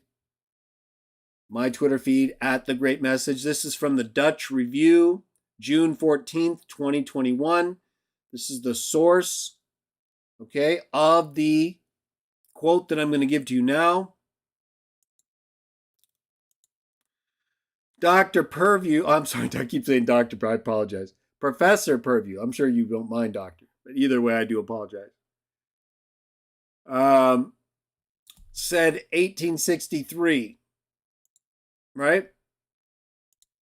And the link, the article here that I just activated, and I'll reference for you below as well, and that I tweeted to Professor Purview, says the same silence is applied to the Dutch slave history in its former Asian colonies. The Dutch government abolished slavery in these territories as late as 1860, and followed by its American colonies in 1863. There's the date that Professor Purview gave. In practice, however, after 1860, slavery continued to exist for many years, Professor Purview, in the Indonesian archipelago, albeit on a reduced scale, part of the territories of the Dutch government. So as I pointed out to Professor Purview in our Twitter exchange, he was incorrect on that location, or that location and the date when he claimed that slavery had been completely abolished, right? Which is what we're talking about. And if by completely abolished, Professor Purview, you don't mean 100%, right? Like these existing remnants of slavery that I'm referring to, whether it's France, or the Netherlands. If you don't mean those in what you're talking about here, then why weren't you as charitable to me? You should be using the same standard you're using and not use the southern states and their continuation illegally of the slave trade as a means of invalidating what we all know to be true by 1808 legally from the majority of states that would certainly more so comprise the country that ended slavery well before all the countries that you list here. And when it comes to Portugal and your 1761 date, I have multiple references here that I'll link below. Here's the first one that we'll get our quote from NPR. Black Portuguese Man, a memorial to honored enslaved ancestors, October 30th, 2018. I also tweeted this to Professor Purview. Here are the quotes. The first one, Portugal proudly claims to be one of the first countries to abolish slavery by a 1761 decree. But that was only in the homeland. And Professor Purview doesn't state anything about that, right? He talks about the country that ended it, just like mine. Right? He doesn't really qualify it. So we get a little room to explain, but that cuts both ways. If by ending it in your explanation, you mean that there could be some continuation, well, then I argue the same thing with regard to the southern states. It's not what I'm talking about. I'm not talking about the illegal continuation. I'm talking about what the country did legally, Professor Purview, and then what they enforced all the way through to that point. And so when it comes to Portugal and 1761, as you claim here, like I showed you in my tweet, in our exchange, that's only in the homeland. Portuguese slave traders just diverted traffic into Brazil. A full abolition didn't come until more than a century later. You were more than 100 years off, Professor Purview. That would take you almost to 1861. Just a couple years shy of the Emancipation Proclamation and the end of the Civil War. And Juneteenth. Happy Juneteenth, everybody. Yet when I pointed this out to Professor Purview and asked for his apology, he gave none of it. Wouldn't have it. Said I misquoted it. Another source, slavery in Portugal. I didn't quote this one to Professor Purview. I found it later from Wikipedia. And, there's no contesting of it. And unless you have information that makes it look invalid, it stands. The transatlantic slave trade was definitely outlawed altogether by Portugal in 1836. Professor Purview said 1761. Well, that's like 75 years later. Now, I quoted you a source that said it was over 100 years later, right? So there's a little bit of a difference here in terms of exactly when, right? This source right here. Exactly when Portugal fully ended slavery, abolished it everywhere. According to one source, it took them over 100 years to get it all completely out. But that source that we just read said that even with regard to Portugal itself, it appeared like it was saying 1836. It took them until then. Either way, both sources were far past what Dr. Purview indicated, and one of them had it right before the period of the Civil War, which is way past even the the date from the source that I just referenced, or that I just quoted from, Wikipedia. Even 1836 is almost 30 years after 1808. And look what it says. Portugal definitely outlawed slavery altogether by 1836. Look, at the same time as the other, let me put that back. As the other European powers, and as a result of British diplomatic pressure, slavery within Portuguese colonies in Africa, however, would only definitely be abolished in 1869. Professor Purview, that's after 1865. So, according to this source, it took until 1836 in Portugal as a result of British diplomatic pressure that, together with the U.S. since for sure 1808 and well before, as we know, led to all these other countries ending it, Professor Purview.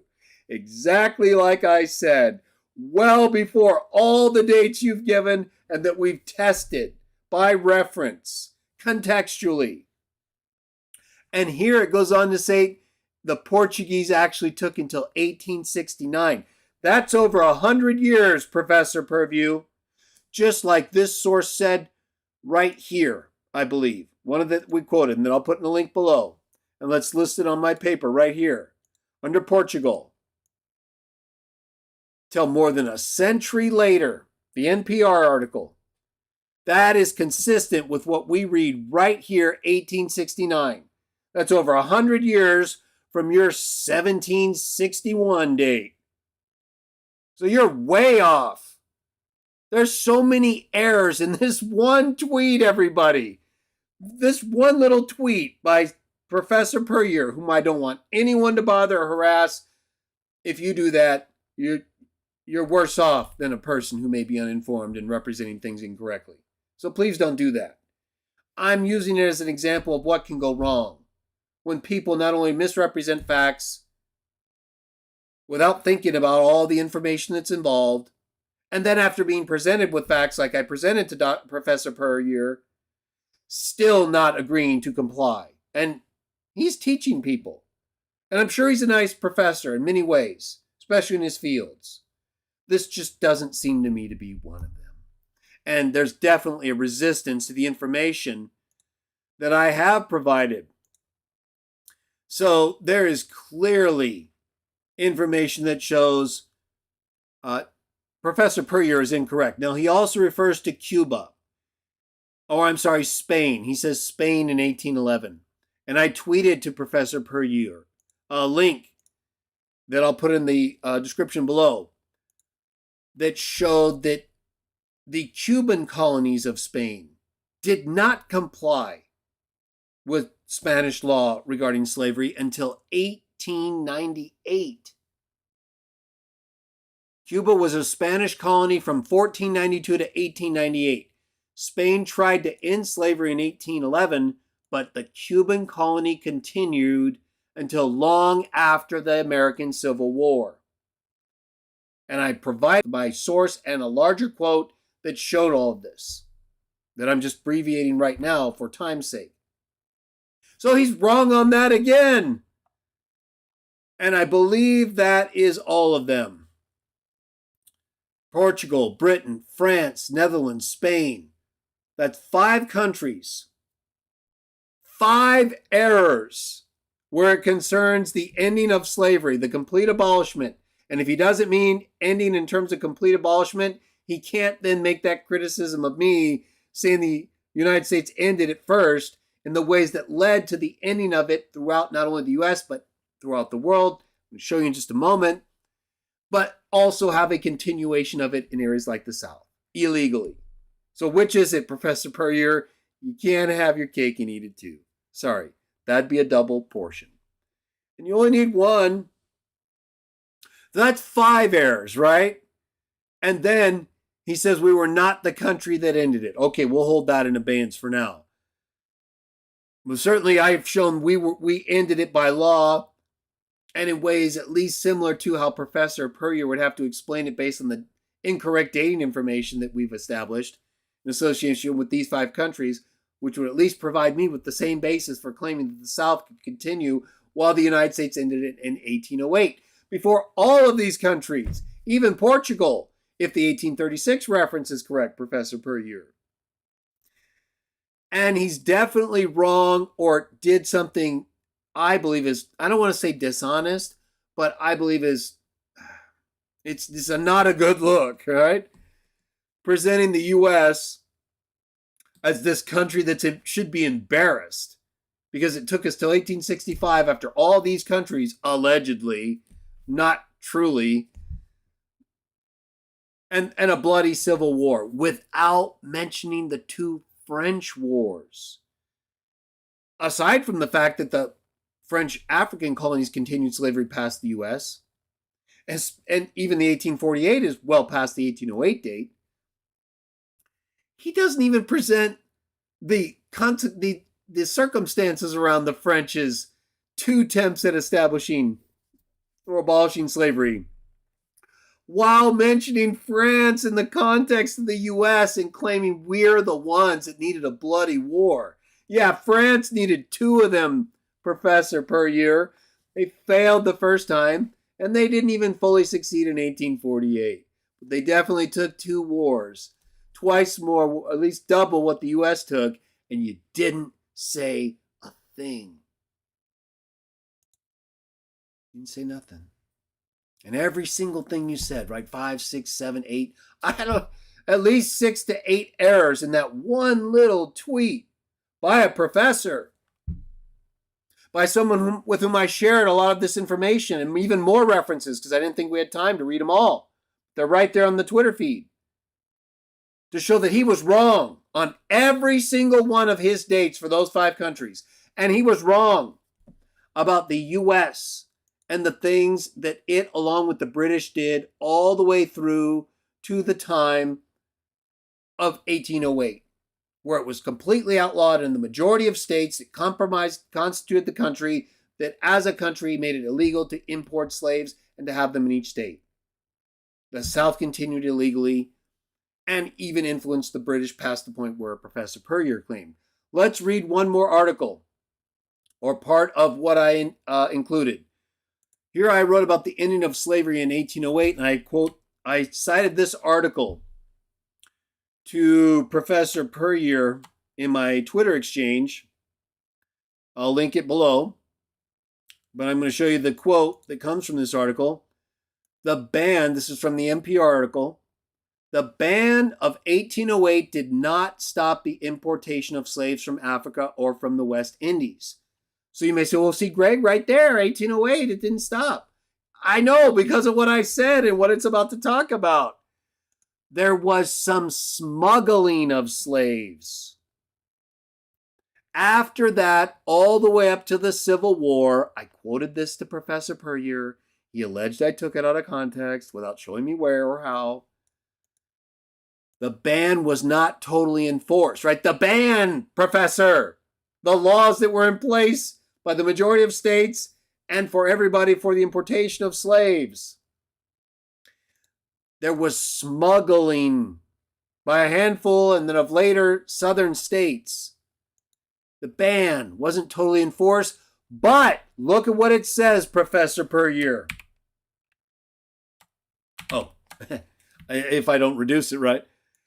After that, all the way up to the Civil War, the ban, what had been before then an open, legal, and fairly large slave trade. Let me actually, there, I'm sorry, I deleted a part. Let me reread that. There was some smuggling of slaves all the way. It said the ban of 1808 didn't stop the importation, even though the ban was meant to stop the importation. That's what the law was about. But they had to smuggle to get around it, the southern states. After that, after 1808, with the ban on importing slaves at the same time where all the northern states, 83% of the country at the time, had already banned slavery. Look at what it says. After that, all the way up to the Civil War, the ban was not totally enforced because of the smuggling. But it certainly ended. Look at this word right here that I'm highlighting for you in red, bold. Right there that I quoted for you 2 days ago and that I'm sharing with everybody and you right now. It certainly ended what had been before then an open, legal, and fairly large slave trade, Professor Puryear. That is exactly what I am talking about and basically what I wrote and what everybody who has studied these issues, apparently except you, I believe knows. The slave trade had been banned before, during the run-up to the American Revolution, when the colonists banned imports from Britain. That included slaves. But after the Revolution, after the Constitution, South Carolina and Georgia and Louisiana, after it joined the Union, allowed the importation of slaves. And so in those places, Professor Puryear, it continued all the way up until when? 1808. Did you read that, Professor Puryear, or did you completely ignore that when I quoted it to you and gave you the reference a couple days ago in my Twitter feed? Look at all that you left out.